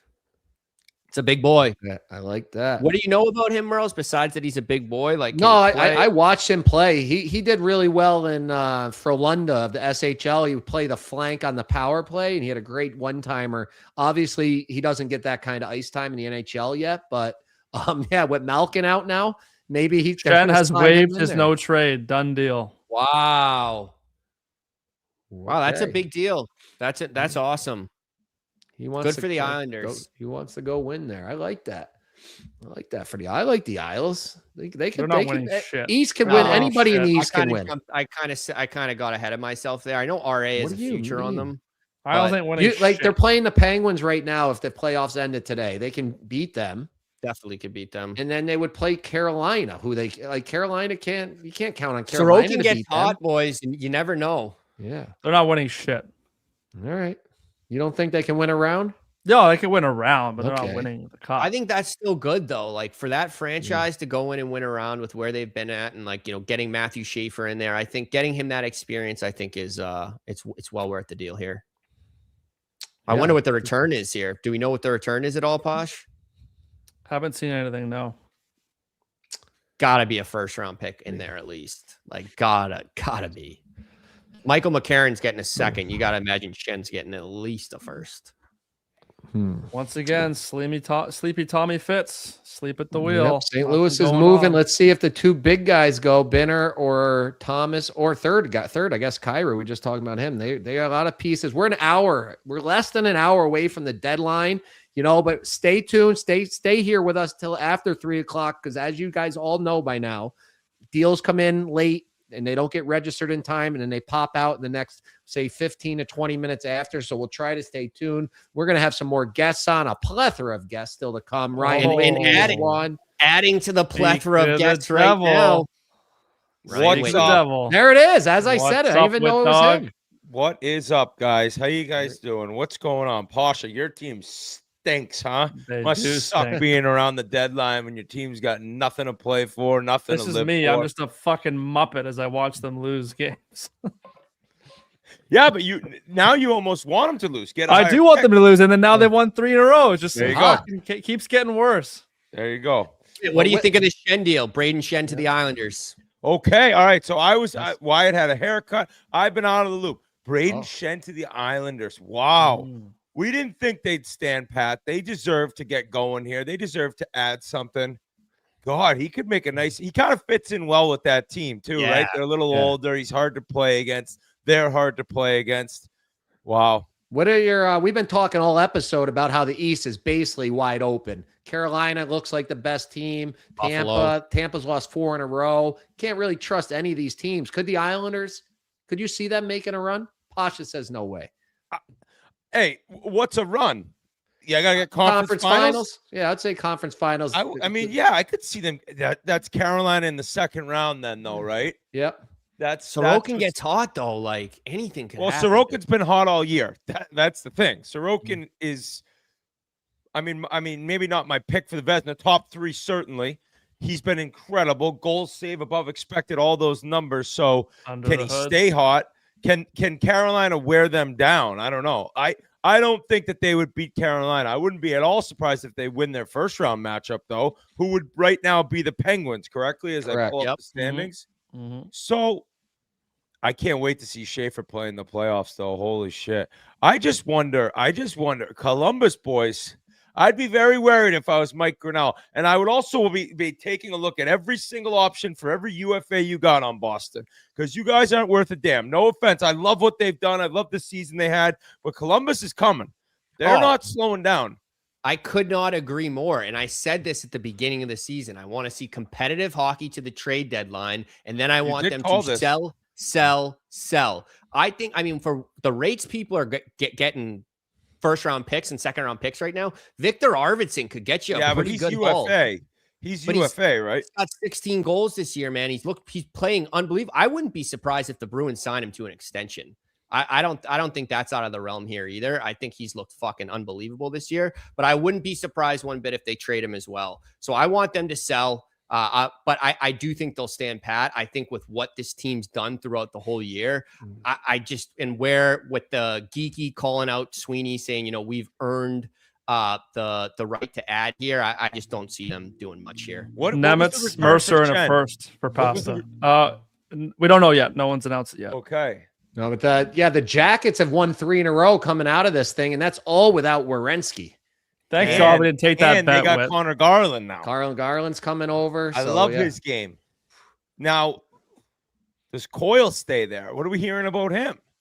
If they're adding Garland, there's no way they're going to give up. They're selling off him or Marchment too. There was rumors about. I think Minnesota. They got to make the playoffs there. I like that. It's like, guys, it's similar to Buffalo on a different sense with Tuck, right? He's a different level player, but we got to make the playoffs. Columbus fans, those two fan bases might deserve it more than anyone. The Columbus fan base gets no credit because they've only been in the playoffs a couple times. They pack it every game. It's loud as hell. It's great atmosphere. And the Buffalo drunks, goddamn, have they already announced that their presence in playoffs is going to be incredible? Yeah, we just made a handshake deal with Heatdaddy. I'm going to head up there with him for the opening round of playoffs. We got Conley. Conley's already committed. So we got a 3-man wrecking crew if anyone else wants to join us for that opening round. I'm cracking a beer, guys. It's Friday trade deadline day. Murr, why don't you join me, buddy? Hey, that's what we used to do in the minors. You probably wouldn't understand this, but that's what we used to do down in the minors. And we'd always get a big cooler of beer, go back to somebody's apartment, put the feet up, and just crack beers. And you're just hoping to get traded because you think you can play in the NHL somewhere else, or you're just hoping your NHL team trades everybody so you'll get called up. So it's a fun day in the minors. It used to be it wasn't always on Friday, I believe. No, it would be. I got traded from Anaheim to Edmonton. I think it was a Monday. It's a Thursday last year. Talk about a case of the Mondays. I don't remember it always being on Friday. No. I don't. Yeah, I got to go to learn to skate with. Otherwise, I would crack a beer. And, I'm a professional crazy hockey dad. Oh, yeah. There's never been anyone that's had beers before learned to skate. Hey, wait. Why don't we talk about a guy you were talking about in the group chat that you are hoping the Oilers can pick up, and Philip Forsberg? Ooh. Yeah, I mean, so I've taken a little flack for that in terms of, like, how are you not saying Saros? Buddy, this guy, I love this guy. By the way, he's on fire right now too.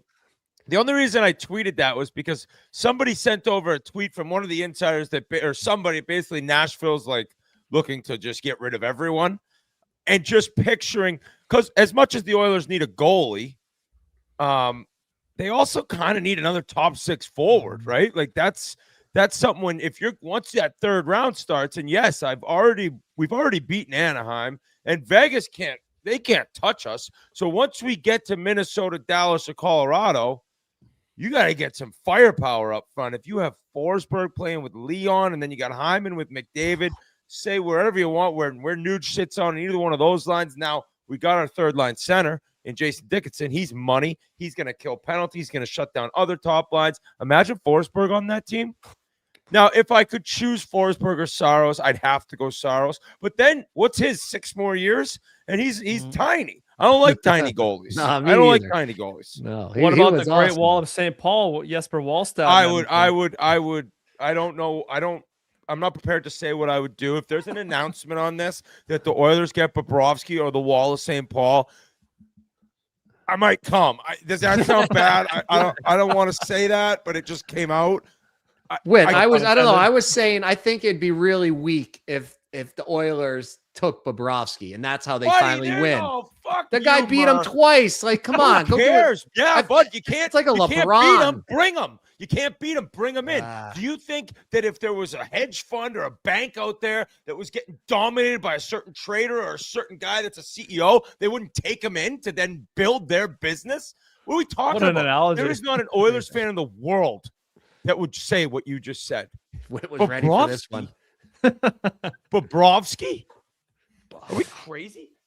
I don't know. There's plenty of other goalies out there. Just get somebody else that hasn't put you in their back pocket the last 2 years. I just can't see Bob being like, yeah, I'll go to now. He doesn't have a no move, or he does he? Does Bob have a no move? It feels like a LeBron move to me. Like, oh, you can't win. I'm going to just go when to where Bettman's they win. handing Connor the Stanley Cup, nobody would give a damn.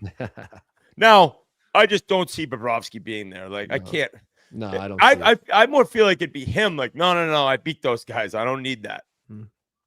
What do you guys think of Detroit right now? I mean, they added David Perron. They just added this Soderblom guy, but not the fireworks everyone kind of expected heading into this deadline. Are you guys confident with them making a playoff run, or do you still think Stevie Y needs to add? Yeah, they got rid of might win a Soderblom. round. Not like right now they're lined up to play Tampa or Buffalo in the first round. Oh, what a series that would be. I don't see them beating either one of those teams. The way nobody's beating Buffalo right now, the way they're playing. They're the best team. They're playing the best hockey right now in the entire NHL. Yeah, they are. For a while. And now they've added pieces too. So Arm Dog. Buffalo, Detroit. What's up, Arm Dog? Buffalo, Detroit. Like I'm penciling that in for 7 games. It's not like I think Buffalo's going to work them over. I like Detroit. And I also get Detroit fans being like, make some big time noise here, Stevie Y. But from everything I've gathered from them, it's not quite their time yet, right? Next year, if the regular season, they're leaving a little better next year at this time, then it's like, all right, let's really mortgage some future. They do have those 2 sick goalie prospects. One of them's playing right now, I think, though, because isn't Gibson out? Alex Tuck, if they could get Alex Tuck this summer, if he doesn't sign with Buffalo, that would be a fucking perfect ad for them. Yeah, Kosa was up in Detroit, got sent back down, and then Augustine's playing with Michigan State. Yeah, so they got those 2 if they ever want to deal one. That'd be nerve-wracking, though, being the scouting staff and the GM, and because you got to decide, all right, which one we picking, and then you're just like, if we make the wrong decision here, this is like Montreal back in the day when they're like, let's trade Price. We got the return for Schenn here. We got the return for Schenn. It's a first and a third, a third, and a prospect for Schenn. Wow. And what's he got? 1 more year? Believe he has 1 more after this one. First, a third, and a prospect. Holy shit. Islanders paid a hefty price. Yeah, he's in year 6 of 8 of his contract, so he's got 2 more years. He's got. Do you remember 6 that of 8. first He's got round 2 more last years. year? G. Yeah, after you a math guy. Do you remember that first round? That crazy first round against Winnipeg. It was like the first 2 games were just insane. Obviously, ended late with the Jets tying it, and then the craziness of OT and everything. Like and then they got banked out of there. But that series was like no one could walk after that series. And Brayden Schenn, I think, had a slobber knocker hit on Scheifele, like just a boomer. So he's that like Schenn's that kind of guy for like playoffs for the Islanders. Their style of play, actually, it's like he kind of suits it very well with what he's able to do. He's good in and around the net. He wins battles, heart and soul. Like straight playoff player. Yeah. He's kind of crazy. Kind of Andy Strickland's reporting when this trade went down, the Islanders and Blues were actually staying at the same hotel in San Jose, so he didn't really have to go far. Easy business. Yeah. There? I want to go back to that game. Santana Row, that place Santana Row. Yeah. That game changed like the St. Louis Blues whole franchise. I know. Blowing that game, they go on and they play in that next round. You never know what happens. The way they were playing that end of the year after Four Nations, the way they were built for a playoff team, and like you guys talked about on Chicklets, the Kings never recovered from their bad loss this year. Well, that was 4 in a row. The Blues have not recovered from this. They are still blowing leads. If you look at it this year, how many points they've blown in the last minute or two, it's the same thing. And now all of a sudden they're trading all their pieces away. It's crazy how close they were to being in the second round, and who knows last year till this. Whit, do you think Robert Thomas gets moved? Like his age, his seems contract, like a summer deal. But I hey, know it does. I'm gonna copy a clip of Overdrive I saw with our guy O-Dog. Mhm. And he said, and I had mentioned like this before, like, why would you trade him? Doesn't make that much sense. And he said, like, if I was a team that wanted Robert Thomas, I would be doing some serious digging in terms of like, what am I missing? Why are they doing this?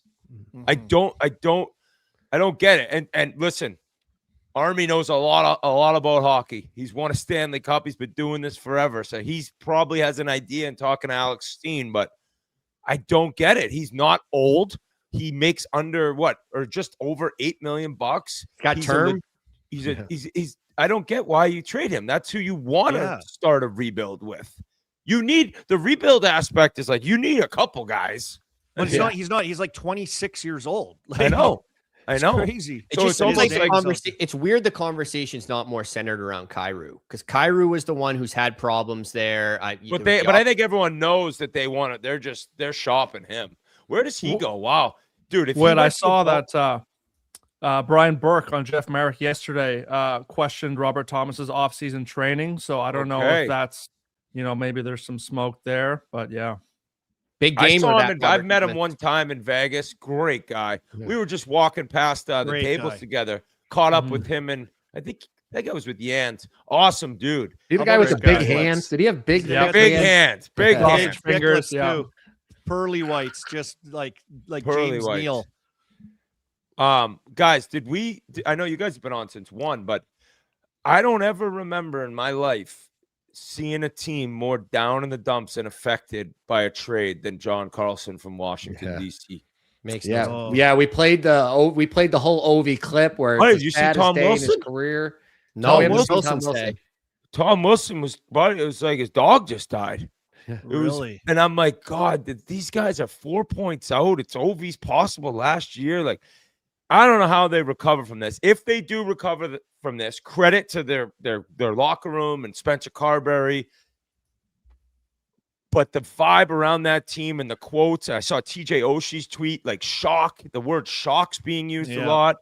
Just couldn't believe it. And a lot of Capitals fans have said, like, yeah, he'll re-sign here in the summer. Okay, it's more just like this year. Like, you weren't dead yet. But he got dealt at like 12:45 at night, like middle of the night. I know. See you later. It's Did he crazy. wake up to like if you wake up and check your Twitter, which is what a horrible thing to do. I do it sometimes. Then that's how he found out. He's been there like 16 years, hasn't he? Yeah. Two Calder Cups with Hershey, goes Stanley up Cup. the Stanley Cup. World Junior gold medal goal. Yeah, I mean, we were talking about this on the panel just now. I got elevated up to the big group there with Biz and Kevin. Nice, and nice. So I got They must have saw you on here earlier. That's why the clicks and everything. Merle's That's the big thing. Is Biz the only guy without a tie on? Only guy without a tie on, but he did give Unbelievable. he gave Merle's a What a shout out hardo. on the Oh, did he? broadcast. Yeah, he gave you a shout out on the broadcast, buddy. For what? The red suit? No. Just one of the things you invented, I think. One of the few inventions you have. Patterson rumors. That's what I said yeah. on Twitter today. He was the first ever Elias Patterson rumor. Patterson to Chicago and blew Vancouver up. You like ruined Vancouver with that. Ever since that, everything. That's the starting point of Vancouver falling apart. Don't start this, I just got them off my backs. That's the starting point, buddy. Oh. Canucks Twitter all over you for that one. But we were talking about Carlson and we were talking about, we talked about this earlier too, like Backstrom, Oshie, those guys like injured into retirement pretty much. You don't get to recoup anything if you want to move that. And they kind of did that fast-paced rebuild, right? You get guy like Strome comes in, he's really good. Chikrin pick up, very good. Dubois pick up, very good. And then they, obviously made noise and were really good. The President's Trophy winners or whatever they were. But they kind of did that like. That was like a rapid, like that happened fast. You think it was a little fake? Maybe it was a little fake, maybe it was, but now Dowd's gone and Carlson's gone. And Carlson just spoke actually to ESPN. He said he was pretty shocked by this. He said, I was totally naive to the fact that this was even a possibility. Some tough moments with the family, but I'm looking forward to a new beginning with a great team and a great situation to be in. I mean, it sounds like he's blindsided that a bit. is so difficult. Because, Stanley Cup. I said on Twitter, or I think I asked the question, best Capitals defenseman all time. I was shocked by how many Rod Langway comments there were, which I get because I remember Rod Langway. He was a defensive beast, 2 Norris trophies. I looked at the numbers. Carlson's played about 500 games more than him on the Capitals. He's got infinite amount of more points. He won a Stanley Cup. I don't know how all these, great defenseman. Your second best defenseman ever. John Carlson's the best defenseman ever played for the Capitals. And to get dealt in the middle of the night across the country without, according to him, any word, or if he's saying he's completely naive, does that mean that they talked to him and he didn't think they were serious, or that they didn't even say anything to him? I think they didn't even say anything and it wasn't even on his radar. Yeah. Like, it sounds like he was completely blindsided by this. And if he was of told night. this, You're getting called out. You're getting called out. He said apparently he wasn't naive to the possibility. Oh, maybe I read that wrong. That changes the convo. Yeah. Changes the convo. But for the Ducks, now you got, what is it? Trouba, the Butcher, and Carlson on the right side. Yeah. Like that's 7 years ago. That's 3 All-Stars maybe there. I know. Yeah. Somebody says a great right D for 2018. Hey, tell me if I'm wrong. Young guys on the left side. By the way, I think Carlson, he has 10 goals this year. If you want to pull it up, he's been awesome. Yeah, great. But guess what? He doesn't have power play goal, which is kind of crazy. But if you can put him up there and like Lacombe or whoever's their guy in Anaheim, he could get up there and get reinvigorated with some weapons that they have there, laying it on a tee for Cutter Gauthier. Oh my God, fire. He might be back in business, this guy. You know what I mean? Yeah. The poor Flyers, man. They really got screwed on that. The Cutter Gauthier and how good he is, oh, man. Did he tuck his 30th the other night? He's got 31. 30th and 31. Yeah, 30, 31. He was on. And I think is he fourth in the league in shots? He shoots everything. Yeah. Listen to this. He's so fast. In the chat, hear this out. Who said it here? Depex 11. Ducks Sabres Stanley Cup final. Book it. No chance. Can you imagine? Wow. Can you imagine? Okay, the Ducks aren't beating the Oilers. Hey, who's coming out of the East? What? Lightning. Yeah, I say. I finally Sabres. I think it's Carolina's time. Wow. Now talk to me at 3:30. They got to get Trocheck. They got to get Trocheck. Yeah, they need a center. But if they got Kadri or they got Trocheck, I think who's going to beat him this year? It was always Florida that dummied them. Mm-hmm. Tampa's so Sabres, good, man. Think the Sabres can go that far? They're the best team in the league right now. They not got even Alex close. Lyon. They got Alex Lyon. I know, but Murray, you know about the difference once you get to the playoffs and the teams who've been there. And we got Stanley. Pick up Stanley and Schenn. You watched their D last night. They're flying everywhere. Yeah, they do. Flying. And they're enormous. Yeah. But I what don't about see many weaknesses? You're not confident in their goalie? That's I mean, Lion. I don't know if I trust Lion, but Puka. Ukko-Pekka Luukkonen. Yeah, I don't want to. I'm definitely not. Lion say gets his you name, into right? the Say playoffs. his name. Say his name. UPL. But Bill that Burrell's crowd, fucked that up home everyone's ice name. is gonna be nuts. That's gonna be an it'll be advantage for rocking. them. It'll be rocking.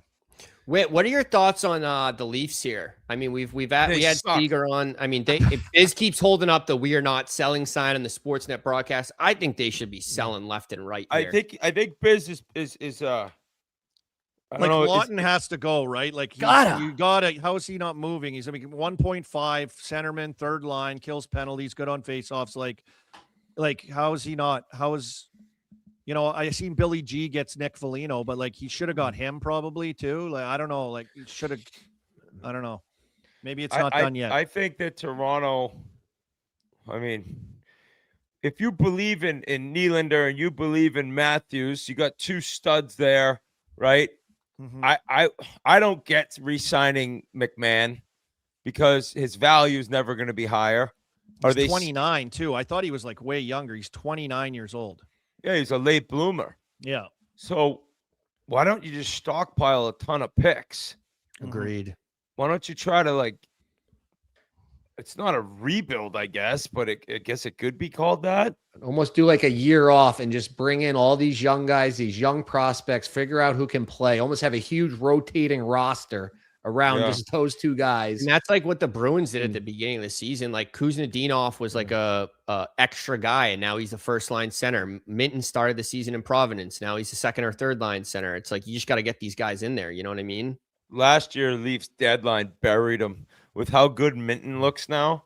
But in the first rounder. If Toronto could maybe hit a home run with like a college free agent or something, I don't know. You're just trying to think of how you retool now. Because I was actually just looking at that college hockey, the top 20, because we were talking about the Flames have 5 guys in it.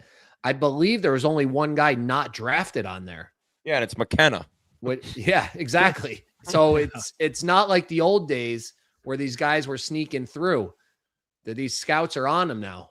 Why don't you? Yeah, because they're respecting the college game. If you're Toronto, why wouldn't you make sure you're god awful so you don't have to give the pick this year to the Bruins? Yeah, that's the main thing. That's the main thing. Especially with this draft class being so stacked, it's like just like go. You could get a Keaton Verhoff or Chase Reed or one of these big defensemen that they've longed for years. It's like it's right there. Just tank. And they don't have any picks too. Like if Schenn got a first round pick, like what could Lawton? Could Lawton? He did it not cost him a first round pick for Lawton too? I think it did. Maybe you can get a first or something. You got to try to find a way to like get something so you're in there a little bit and then lose so you don't give up that high pick or whatever it is, that protected pick. Crazy. Is that? We've lost Murr. It was a conditional first round pick and Grebenkin. How's he been for Philly? I think he was down, then he was up. He's not a great skater, like decent, okay, like fourth line guy. That's what he is. Yeah, they're no watch. Good energy, but yeah, not like what you would hope for. But I guess so. The names that have been brought up for a long time now, like you got Kadri, you got Trocheck. Mm-hmm. Who else? Let's bring up our game notes board again. Binnington, We'll see who's bring left up the board there, Pasha. Man, there's been like 5 trades today. Like what Seems the like hell? the Nashville talk has completely died down with like O'Reilly, Stamkos, those guys. Yeah, and nobody on our board is gone. They're that's on everyone's saying, board. Or is that updated? Are you guys updating that in the back? Don't think so. No, don't think so. No. It is weird. We don't have that kind of technology. The game notes. So Stevie Y traded that big Soderblom, that 6'9" kid. Is that going to free up? Is he like, there was rumors. Was there rumors like Evander Kane? Was that the rumor? I thought he was going to Dallas. I heard now. What did they get for Soderblom? They got like a 3rd round pick, I think. So Detroit hasn't done anything on D. They only have Perron. Yeah, they haven't done Perron anything too. on D. That's right. Perron as well. Yeah, they got to do something on D, right? Gotta. I Who's don't out know. there? Some Who of you these got? teams- Ryan O'Reilly. So you're thinking we were just talking the Leafs. Leafs time to move on from O'Reilly. Carlo. Morgan Riley. Yeah, Morgan Riley. Saying? Yeah, Morgan Riley. Carlo. Yeah, I don't know Who who's else? taking that. OEL. Deal. I heard That's a summer OEL. deal. OEL will only go to Detroit. Really? Then go get him. I would love OEL on Detroit. Who else is on their blue line? Is that Benoit? Is he still there? He's still there. Imagine how much OEL could help Edvinsson. Edvinsson's great young player, but a Swede, a veteran, a cup winner. Sandin Pellikka. Oh, yeah, he's awesome. That's awesome. A guy. That's a guy that they'd have to give up in a big deal, I think. Although they have a bunch of prospects. I don't think they would want to trade him. It's just funny when you think of fan bases who want, in the Robert Thomas deal, what you'd have to give up. And it's like, it's going to hurt whatever you're giving up. Like people will have all these fake deals in mind where like they don't lose anyone that they covet, that they look towards playing for them in the future. It's like, you're going to lose something that hurts.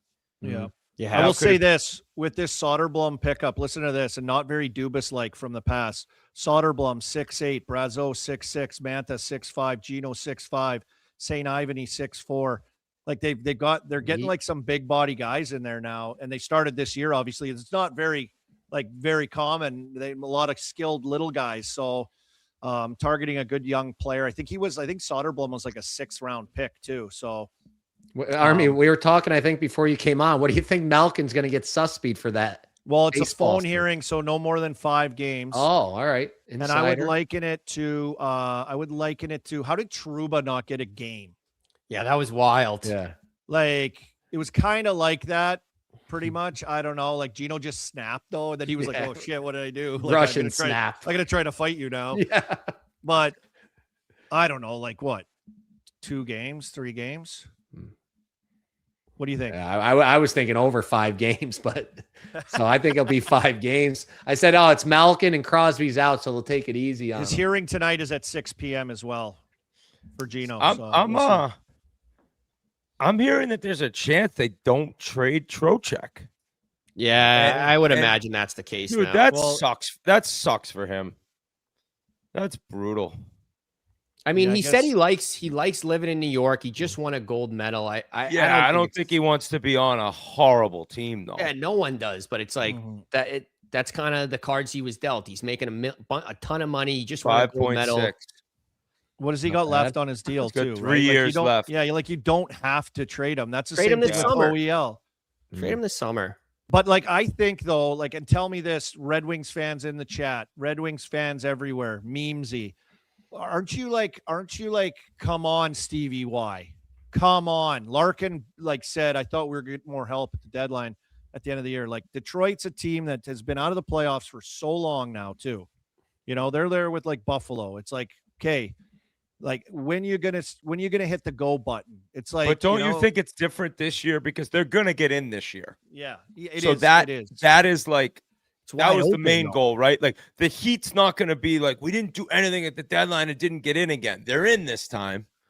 So but you got to deal with Florida next year. Like next year it's a whole different ball game. Yeah, it's wide open this year. Go for it right now. Like they could win the East. Yeah. It's easier than ever this year. This is the craziest year. It's like a unicorn weird year. And then with all the yammering about the deadline too, coming into this, and this guy's ready, and the team, and this team's a seller, and this, we've had 5 trades. Yeah. So we have Bruce Garoche here is saying, sounds like the Detroit Red Wings have emerged as the front runner for St. Louis Blues defenseman Justin Faulk. Wow. Okay. That's good. I like that. Do something. 20 minutes. I like Justin Faulk. Puck mover. And we keep talking about the Panthers next year, but you got to remember the Devils next year too. We all had them being in the top, but they got the injuries and stuff. They're going to be a lot better next year. Their team. Will they be? Will they be? Hey, in the chat. Not if Sheldon Keefe's still fucking coaching. I think Fitzy gave him a no movement clause. That's why he hasn't been fired. I thought you said that was the ownership that like Sheldon Keefe. Yeah, maybe they gave him a no movement clause. But ownership, if he's still there in October, I will be picking the Devils to be a lottery team. Wow. No moves. Lottery? Are they going to trade Dawson Mercer? That's so stupid, Pasha. That's such a dumb thing to say just because he's there. Like, they have a good roster. Like, come on. A roster that he's completely lost. Like, the team is disconnected from him, so I don't give a fuck who's on the roster. He's got to go. If Detroit gets Justin Faulk, they could go to the conference finals. You know who would look good in Detroit is another right-handed D, Dougie Hamilton.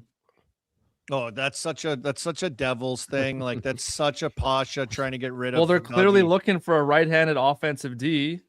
Yeah. A puck mover, but I think Who part of- would you rather have? I think I would take Hamilton over Faulk. No? You think so? I would have Hamilton over Faulk. Faulk's yeah. pretty size. Faulk's a Yeah, but lot if you take it all rock into steady. consideration, Dougie makes a lot more money, right? I don't know if like how much Jersey could eat, if they can even eat anything. And then if you take into like locker room vibes, we've all heard Dougie's a little different guy, and Justin Faulk is like beloved by everyone. Like that matters. Like how are you going to fit into the room? That's a great point. He's a little more battle hardened too. Like he plays like a stiffer game, no question as well. Like he's like a bulldog, a little more of a bulldog. With his The game. biggest story, or not the biggest story, the thing that's driving me nuts in Army, you're saying the 5 trades. The league fucked up with the no double retention. Oh, yeah. It is so dumb because this day is fun for people, right? We've had years with 30, 40 trades, it seems like. And now it's like, all right, for a rule based on what? Like who was getting a huge advantage with double retention? Like it wasn't unfair to certain teams. And now that's the reason that trades aren't going down. You can't eat everything on your own. And what is double retention for the layman out there watching? On So if you got to do a 3-way, you got to do a 3-way. That's what you got to do. Arizona used to do. Yeah, you got to do. You want to trade Dougie Hamilton? All right. Well, the Red Wings can't take his entire salary, so the Devils could eat $2 million, and then you get a third party to eat another $2 million. Detroit then has to pay $4 million, and Detroit's got to give something to that other team for eating half of the half. And then the trade goes down. It's like you can't. Why would you not do that?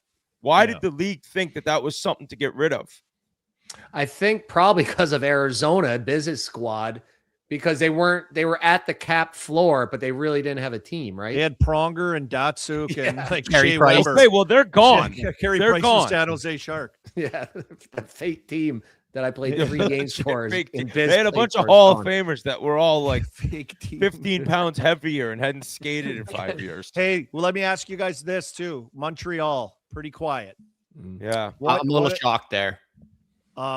You expect anything? I know they must have a plan on their like sort of rebuild, and they don't want to mess anything up.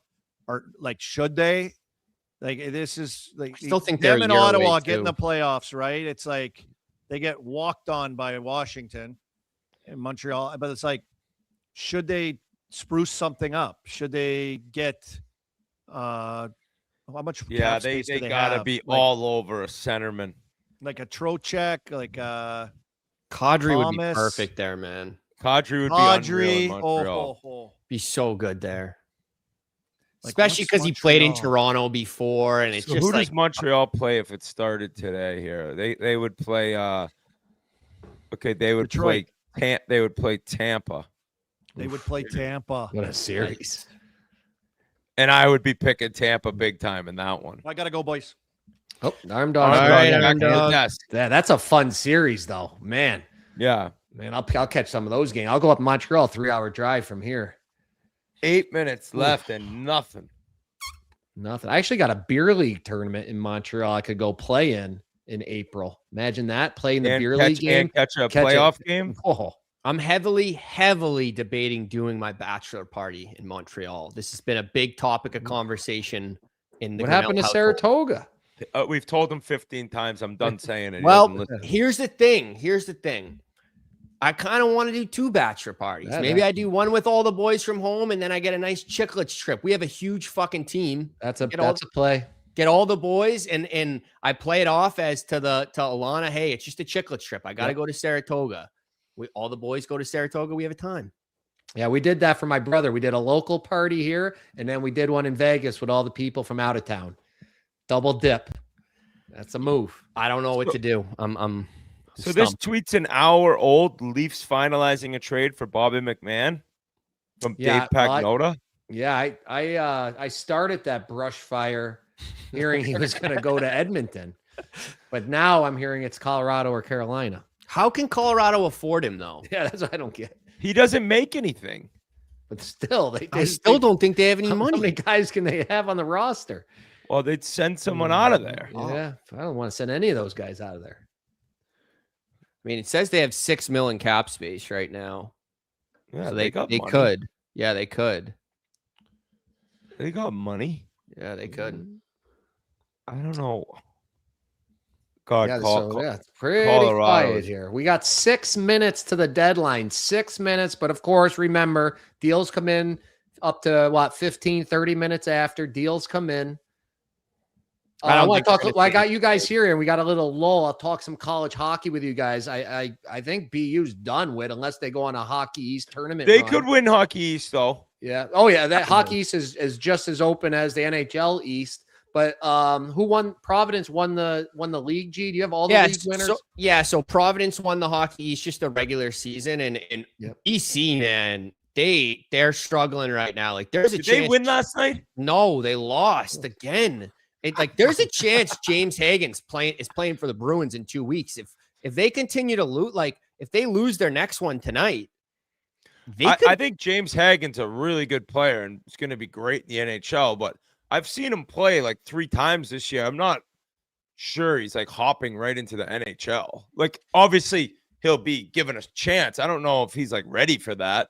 I think maybe, and there are guys who can be way better in the NHL than college. I know that sounds crazy, but you know what I'm saying, Murray, right? Oh, yeah. You're just with better players, and he's been unbelievable the second half here, though, Whit. And I do think this is one of those kids, and I don't want to say it's to the extent of Cutter Gauthier, but he wants to play in Boston really, really bad. And I think it would really, really piss him off if he doesn't play or at least sign the entry level this year. Oh, I'm not saying they won't sign him. I figured 100% he's getting signed. I'm talking get in the lineup and if they get in the playoffs, be in the lineup for the playoffs. That's what I meant. I don't think that they'd be you got to go back for a third year. Look at Leonard last year. Was it last year, Leonard, where he was even more dominant in college? And he played in playoffs, but he wasn't a game changer. Yeah, and he's probably stronger, more. Yeah, physically if there's ready. Anyone's game that's going to translate, it would have been Ryan Leonard. Yeah. So, It's but tough I do to go. think, but Hagen's when you can skate like that, that's the ultimate difference maker. Is that the speed wouldn't be an issue for him. But I just think that where the Bruins are at, it's kind of the same mentality we had going into the season. It's development. And if that means getting James Hagen 10 games at the end of the season, even if he's not great, I want to see it. I think it's good for him. I think NHL games are good for him rather than him going down to Providence. Yeah, I'll always agree with that. Bring the guy. He's got the confidence, is right here. Throw him right into It's the a young man's league now, boys, too. Matthew Schaefer played 15 games in junior, steps into the NHL this year and is absolutely dominating. It's a young man's league now. I agree. Oh, Delorier. I didn't see Delorier went to Carolina. Yeah. I was you guys, it's too late. You should have done that last year when you had to beat Florida. I know. You don't need meat this year. I don't remember the last time Carolina had a guy a heavyweight, though. Who else in college, G? Michigan State won? Yeah, so Michigan State, 3rd year in a row, they've won the Big Ten. CCHA, we had Minnesota State, Quinnipiac, what Rand Pecknold has built in Quinnipiac. I think they've won 7 of the last 10 ECAC championships. It's so impressive. Yeah. So Quinnipiac won ECAC, and then NCHC is North Dakota. They could easily win the national championship. I think that Dane Jackson's your buddy too, isn't he? Dane Jackson, yeah, he was coach of the Adirondack Frostbite up here when my brother was the equipment manager. That was the U-Haul. That's the team. Wow. You remember those guys came to watch us in Pittsburgh, and then I was injured, so I jumped on the bus with them and went on a 17-hour bus ride overnight. He was the coach. My brother was the trainer. Bags was the equipment guy who's at Union now. Those three, they were GM, coaches, everything. That was a circus. And they lost Boyver to BU and Owen McLaughlin to BU, who hasn't even really done anything. He's been scratched, I think, at times. So I was oh, North Dakota's falling apart. And I know they got Veerhoff and that Cole Reshny kid, right? Yeah, and Will Zellers. He's been fucking nasty. Okay, yeah, the Bruins guy. The Bruins that was got him he was he was a throw-in in that Colorado deal. So Yeah, that's I remember, G, you were first. I will give you credit on this. You were first to put North Dakota in the top 5, and I thought it was or like top 10. And I was like, that was just because you had the Chicklets U with them and a merch deal with them. You guys chirped me last year too. Oh, we got breaking news. Apparently the Canucks have made a couple of moves before the deadline, waiting on trade calls. So we'll see what that turns out to be. I would imagine Bluger is one of them. Okay. Who else were the Canucks possibly going to trade that have Evander, Patterson, Evander Kane? They traded Garland. If they couldn't get Evander Kane, like well, he's injured. I think he's injured. He didn't play. I'm pretty sure he's hurt. So that might have costed him. Somebody doesn't want to take a chance. One last thing, though, guys, before we wrap up Yes. college. Yeah. Chicklets U dropping next week at the University of Wisconsin, Cole Center. They doing, G? They spanked. Who'd they spank last Penn night? State. Penn State. Penn State. Yeah, so they're going to be the 4th seed, so they'll have home ice for the Big Ten tournament. They're going to play Ohio State, I believe. But Mike Hastings, just a salt of the earth guy, drinking beers in the office all the time. Like, he was so welcoming having us there. Madison, Wisconsin, maybe the best college town in America. The lakes, the golf courses right on the lakes. All the frat houses right on the lake have pond hockey rinks in their backyard. It's College Club is an unreal bar. It's so that video is going to be awesome. The hockey team has their own like dining hall in the rink. These facilities are absolutely insane, boys. So I got 2 more things on college. Put a bow on it. Congrats to Maryville University out in St. Louis. They're going to be going Division I. They'll start with 20 games next season, and then the following season be in a league full time. And second, good luck to the RPI Engineers tonight up in Clarkson. 1-game playoff. Win this game, you get the reward of going to Quinnipiac next weekend for best out of 3. So good luck to the boys up north. Ryan Rashog saying the Oilers are done for the day. No.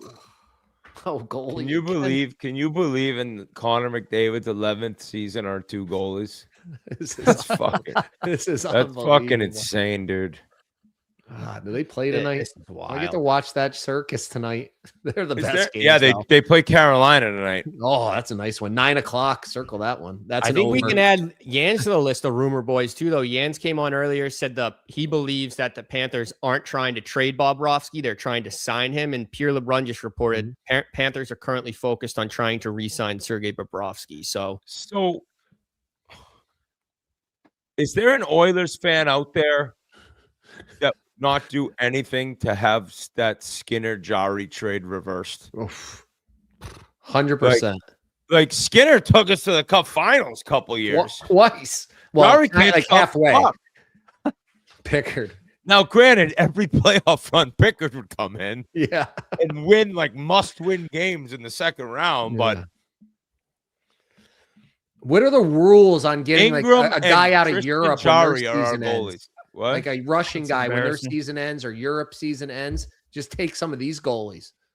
They got to be better than what you have. Or like, who is their AHL goalie? Like, throw them in there. Why not just?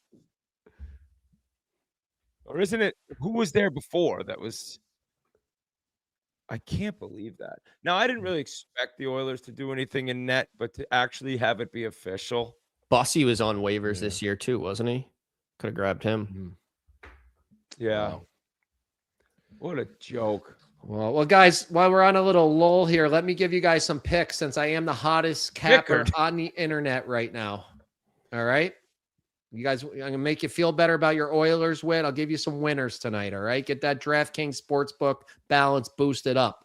All right? First one up, Detroit, Florida, over 5.5. Carolina, Edmonton, over 6.5. We talked about that. That's going to be an awesome game. 5-4 final. Oh, boys. Oh, no, right in the middle of the picks. Right in the middle of the picks. We finally Buster. Seattle. What was Bobby it? McMahon to Seattle. Oh, I had it the wrong teams. No. Flip-flop. For who? Doesn't say. Don't know yet. That was I via like Elliott. Bobby McMahon's game. Seattle's no watch list for me. I was close, guys. I was close. That's good for them, right? They've played so much better than everyone thought they would. The guys deserve a little help, but like, I don't know. Oh, wait, we got breaking news. Justin Faulk is headed to the Detroit Red Wings. Okay. Official. All right. Wings fans got to be pretty happy with today, I think. They still got. This is just the beginning of their window being open. They go out. They get a veteran. He's played a ton of playoff games. They get a solid defenseman in Faulk. They got Perron. Detroit fans, how do you feel? Are you happy? Are you at least like, all right, we did something. We helped. We got some help.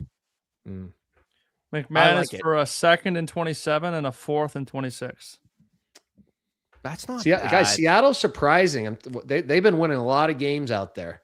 I know but like in the West, what is it though? Like what makes them good? It's weird. How much would you rather San Jose get the 8th spot than Seattle? Oh my God. So much. I was kind of shocked that San Jose was so quiet today. I'm not yet. It's like nobody even expected this year. Yeah, I guess you're right. I didn't think Celebrini's like, everyone was like, wow, unbelievable rookie. He's only 18.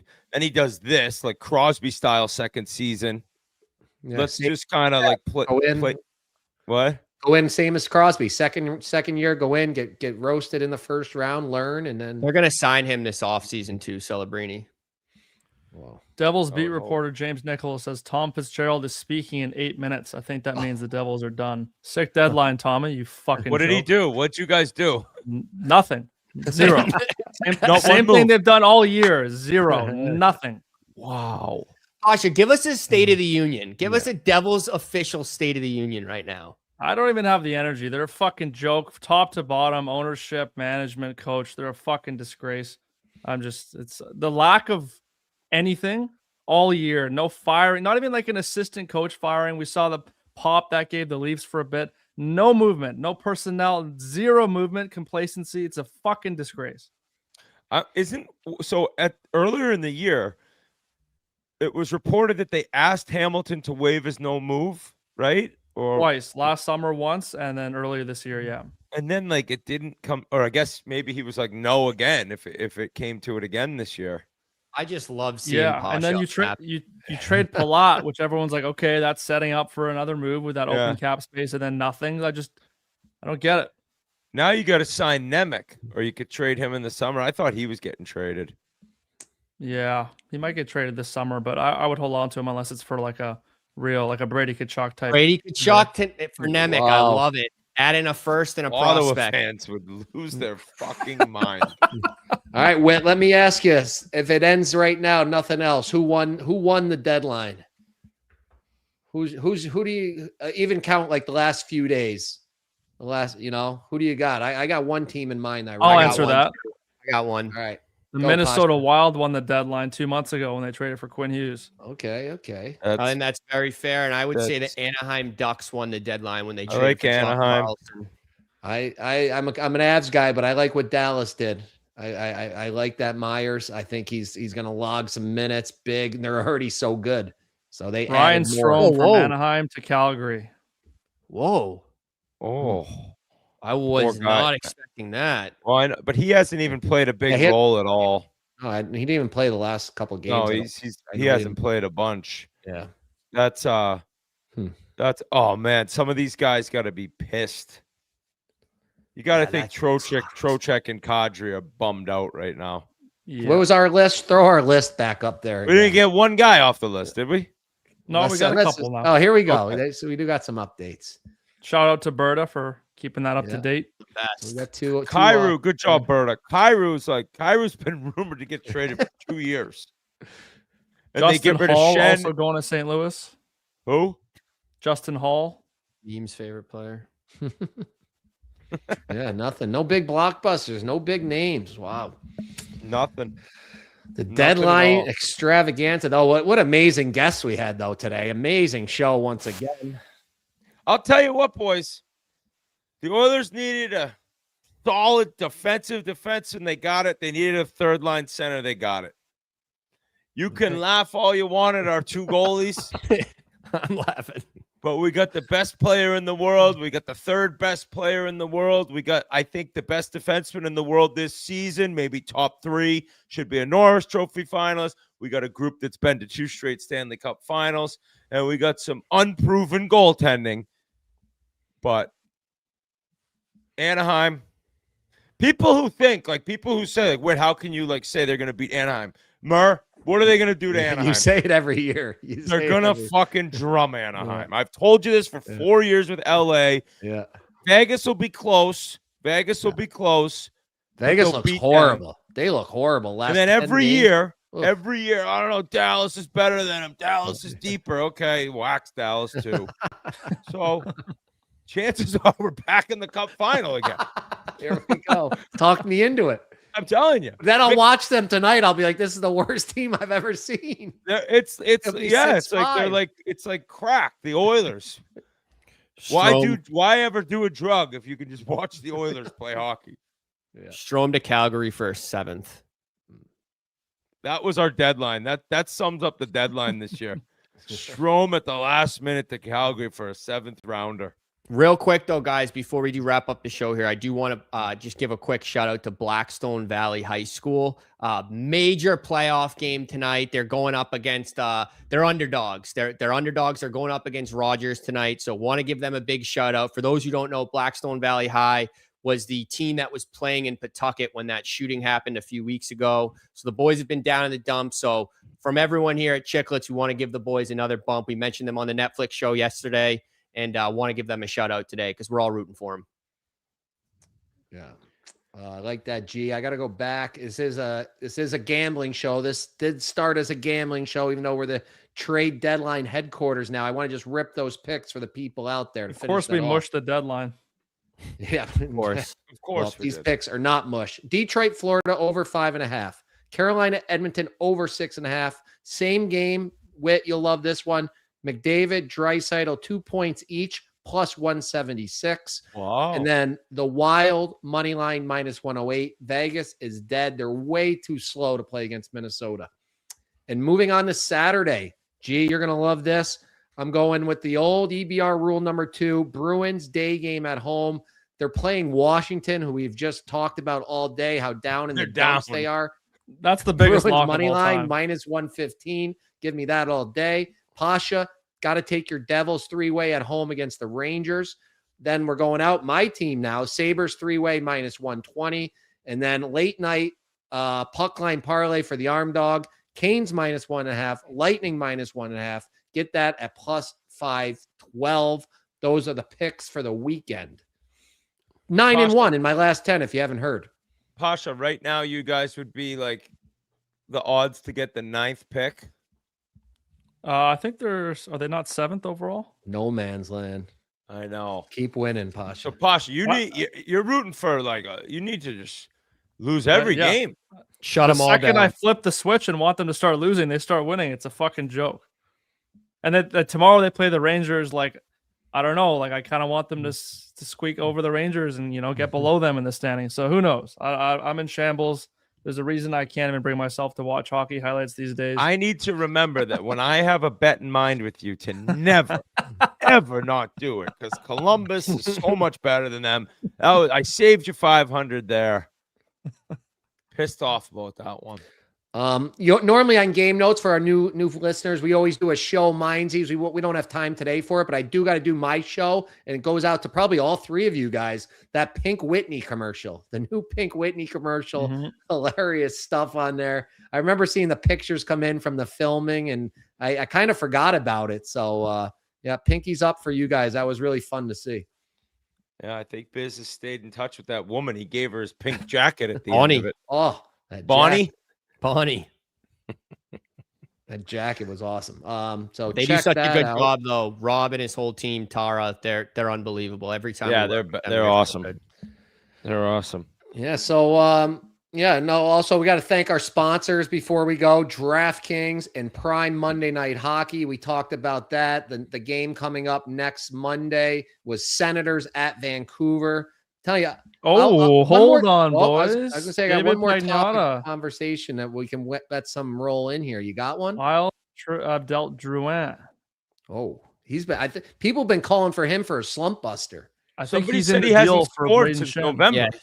Yeah, he hasn't. He's in the deal for Brayden Schenn, I believe. What did Vancouver do? Nothing. They got rid of Garland and Myers. I thought you said Vancouver had stuff in that hadn't. Yeah, that's what I read, but yeah, nothing's come through yet about that. I want to tell you guys this. I watched them play the last couple games. I think the Winnipeg Jets can sneak in somehow. No. What? No. They got you guys. I'm telling you, you heard it here first. They're 7 points out of the Kraken. You can't trust them. San Jose's ahead of them. LA and Nashville are 4 points ahead of them. None of those, all those teams, those 4 teams I just mentioned, do not scare me. They have 6 home games coming up. They're hot. Okay, Hellebuck's the hottest goalie in the world. He's got a save named after him. Yeah, but he's been brutal since the Olympic. He was great last night. I had. He was. Yeah, I missed that one. Jets. They got a chance. These next 6 games at home, roll through them. Watch out. Let's see here. They got. All right, they got Vancouver. That's a win. Ducks 50-50. Rangers, that's a win. Avs say that's a loss. Say right now we call them 3-1 if we give them the Ducks game. Blues, that's a win, 4-1. Preds, that's a win. Bruins. Bruins been cold. Bruins have kind of cooled off. The problem is they have 11 straight at home. They have the Avs 3 more times. Yeah. Bruins are 11 straight at home. Yeah. Oh, perfect for tomorrow. Make it 12. I just got a text from a source and it says Sharks offered Eklund and a pick for Nemec in New Jersey said no. They balked. Thank God. That would have been nice for Sharks. You don't like Eklund? I love Eklund, but if you're trading Nemec, you need a win now guy like a Kyrou. How good do you think Nemec is? Like, quite what good. Are you talking about? What has he done? What the hell has he done? He's going to be a very good player for a very long time. Breaking news. We got breaking news. Toronto Maple Leafs have traded Scott Laughton. Loughton. Okay. We don't know the return. But... Man, if this comes in that Colorado got him, that might be tough for the Oilers to beat in the Western Conference Final. Yeah, that would be tough. I can't imagine. Maybe because they didn't get McMahon. So my 2 guys have moved. You called I just had the wrong teams. I had the teams mixed up. Rumor boys can't give you 100% of the news. No. We're good for 50%. That's our hit rate. If I wasn't on like an all-time heater with the Bucks, LA Kings, Scott Laughton. Okay. What? They're really trying to give it like you look at Ovi's last year, they trade the best defenseman they've ever had. But for Kopitar's last year, they're like, give us everybody and Laughton, we'll do anything. Although they traded Perry, but I mean, they've had a pretty good deadline day, I think. Like, they've lost Nicholas Roy, Bobby McMahon, and now Laughton, and they've gotten a 1st rounder, a 2nd rounder, a 4th rounder, and a 5th rounder. Yeah, and Laughton, I'm sure they're going to get at least a 2nd rounder there.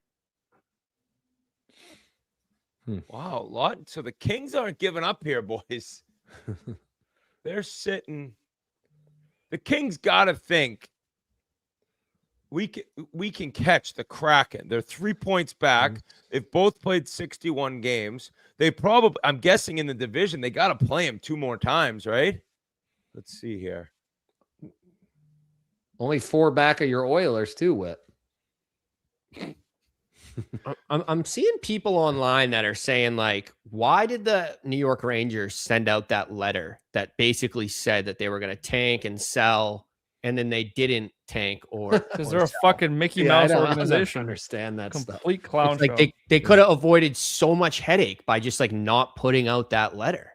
I saw some tweet being like the biggest crime Tom Fitzgerald has committed is robbing Devils fans of the enjoyment of this Rangers complete meltdown. And it's true. Like, I'd be all over the Rangers for what's going on, but we can't talk. Tom Fitzgerald.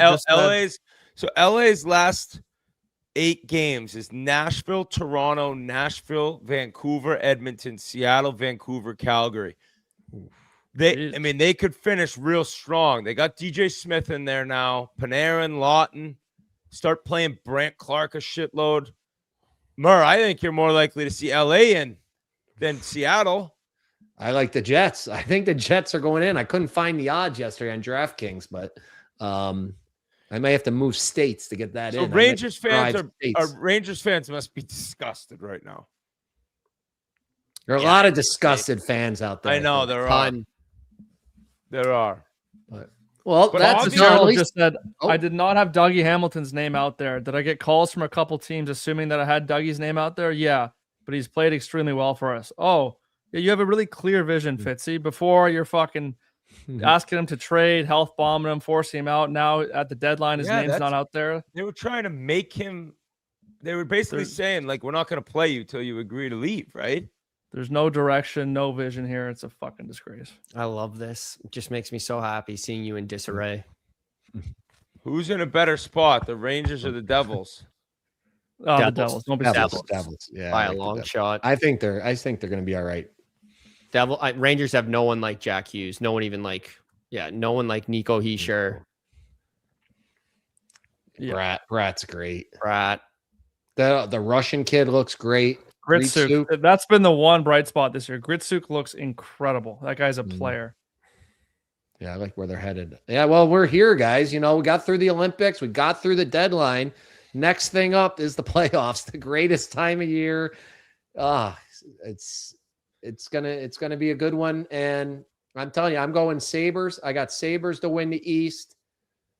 I got Colorado to win the West, and I'm going to take Colorado to win the Cup. I think they just have too many guys. They got it. They got too many guys. I'm sorry, Whit. I got Colorado and Tampa. I think Tampa gets it done. I think Corey Perry gets it done. Carolina, Edmonton, 06 rematch. If Carolina can't get out of the East this year, boys, fold it up. This is their year. This is their year. This is it. I'm a fan of Tampa. I love Coop. I think Kucherov is a joy to watch play. But their last 4 playoffs have been a disaster. And Kucherov hasn't been good in them either. So I don't trust them. Bassey looks better this year, though, I think. Yeah, he does. He does. They got great D. They got everything it takes to win the East, go to the Cup final. But for some reason, I don't trust them. No Panthers is just such a game changer. It's just so weird. 3 years in a row, they run through the East, and now it's like, okay, this is a new tournament this year, boys. Yep. No elbow room for us. Sad day. It's a sad day. Down bad. He can't go to the elbow. If Tampa gets in, you can just shoot across Alligator Alley for the day, though. I'll just set up shop at a Hat Tricks in Tampa. Unreal spot. All right, boys. All right, guys. Yeah. What a show, guys. Thanks everyone for tuning in. Yeah, thanks everything. Thanks again, DraftKings and Prime, Monday night hockey. Yeah, good show. Extravaganza, game notes extravaganza. Whit, thanks for coming on. Pasha G, thanks for everything. Thanks for guys. Thank you, fans. Chicklets U drops on Monday. Wisconsin, Cole Center. Tune in. Chicklets YouTube. Like, subscribe, comment. Let's go Red tonight. Great job, boys. Under, no goals. It's time to check the game notes. I think we're going to have the show of the year here. We're almost having magical moments here. Show Mindsy's time, Army. Show. Start us off. What an opportunity. Another idea by me. Everything's Burrows' idea. Dumber.